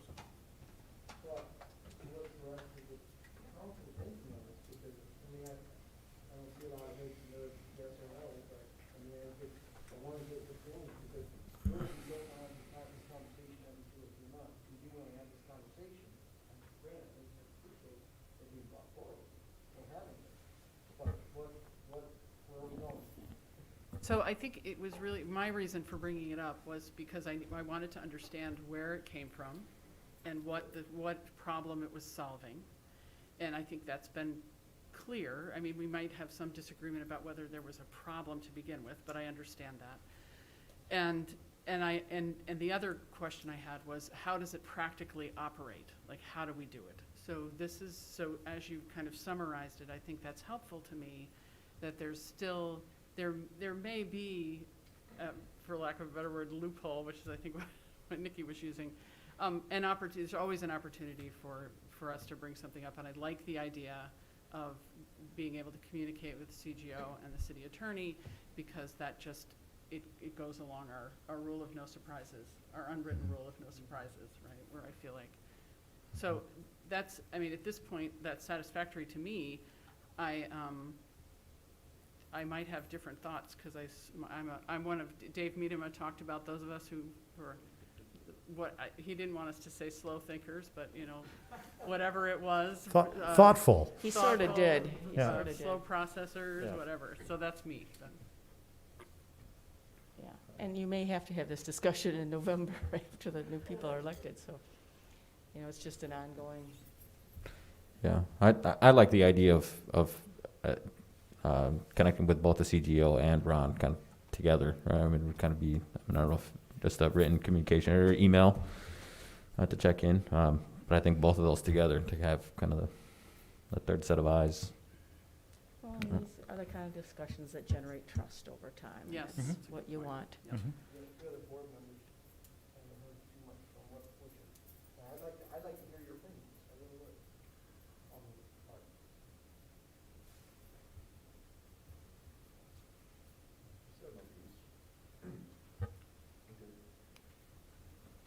Yeah, but this part wasn't, you weren't, when you said your piece, this wasn't the part that you spoke to. I think, I think we're making it way too complicated. If some group, largely part of the city of Holland, some population of the city of Holland, comes to the mic and says, you are elected officials representing us, we have a concern, we want to see this thing, we'd like you to sign it. We'd like you to sign a resolution. That's what we're talking about. Not just taking stands, we're talking about signing resolutions. It's a very specific act. I would say if that comes from a large constituency of the city of Holland, and it has considerable regional ramifications, and there's little downside that the 9 of us could put our heads together and say, you know, if that gets passed at the state, not going to harm too many people, it's going to help some of our people, and it's going to help the region. It's pretty simple. We're making this way too complicated. So, if we just keep our mouths shut, maybe nothing will come forward and we won't have to worry about it again. Who knows? But I do think, you know, just let it flow. Go with the flow, man. Go with the flow. There you go. I guess it's my turn. Frankly, I'm kind of conflicted on this too, and the fact that we're experiencing tension that Raul talked about, to me, tells me that there's value in what we're discussing. If there was nothing to it, we wouldn't be vibrating like this about it. And I'm not sure which is the magic door to go through here either.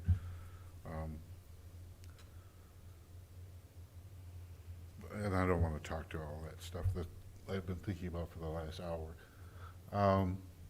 As far as a resolution, a means of addressing this, probably it makes sense to ascertain whether whatever someone is bringing up or has on their mind falls within the operational jurisdiction of the city. I guess the one thing that I wonder about, and I don't know if I wonder about it to the level of it being a concern, but is there value in, you can speak to the CGO, you can speak to the attorney, is there value in widening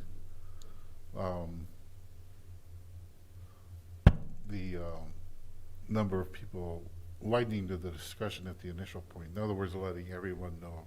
If I send an email to Mike, copied to the city attorney, says, I've got this issue, I'd like to have a ruling on whether or not it falls within our purview or not. My question is there value in everybody knowing about that at the same time? We just got to be careful about Open Meetings Act issues with that, Open Meeting Act potential violations. And there's always that ability to talk to other council members offline as long as you're not violating Open Meetings Act. And ultimately, even in my mind, and correct me, folks, if you think I'm wrong on this, but even if you go to the CGO and the CGO goes outside of operational jurisdiction, and you go to the city attorney and the city attorney goes outside of the operational jurisdiction, I don't think there's anything in our rules that would still prevent a council member from bringing a motion at a meeting in front of the full body and letting the body then decide at that point whether it's within our operational jurisdiction, because we make those decisions. I don't think it would prohibit the discussion. No, I don't think it would. I I don't think it would. don't think that would fall in conflict with this statement in regard to that. So that's all I got to say. Any other comments? All right, everybody good? As good as you're going to be at 9:30, 9:45? All right, excellent. Yeah, Raul. Just the quick final comment, just as I was thinking about this statement, moving forward with this as it is, and I think it's the way to go. I think we're going in that direction. But I'm thinking about, right, like all the robust conversations that we have had that are in our operational jurisdiction, and how much time we need to dedicate to that is within our purview, right? And we have something coming up here again after having a whole year of dealing with one particular issue. So now another one is coming back around, right? Like, we need to dedicate time to those things that is within our responsibility, to then give that same attention to things that are outside of our control. That's where I think this is important, because that is going to happen, right? I mean, and we have plenty of things before us. So, I think we're doing great work. All right, anybody else? All right, we are adjourned. Thank you, guys. Appreciate it. Don't we have one more thing? One more thing? Oh, strategic business, no? Yes. Strategic business and business plan report? No, that was the regular agenda. I think there was something else. It's an attachment under this one, but I think that may have been a mistake. Oh, that was only showing that it was crossed out of your strategic, it was on the strategic business plan. Oh, okay. You assigned it to me to bring something back to you, and I brought it back to you, and you guys acted on it, so it's not crossed out. That was the city manager explaining that he was doing his job. That was his way of documenting the fact that he was doing his job. Well done, Mr. Van Beek, well done.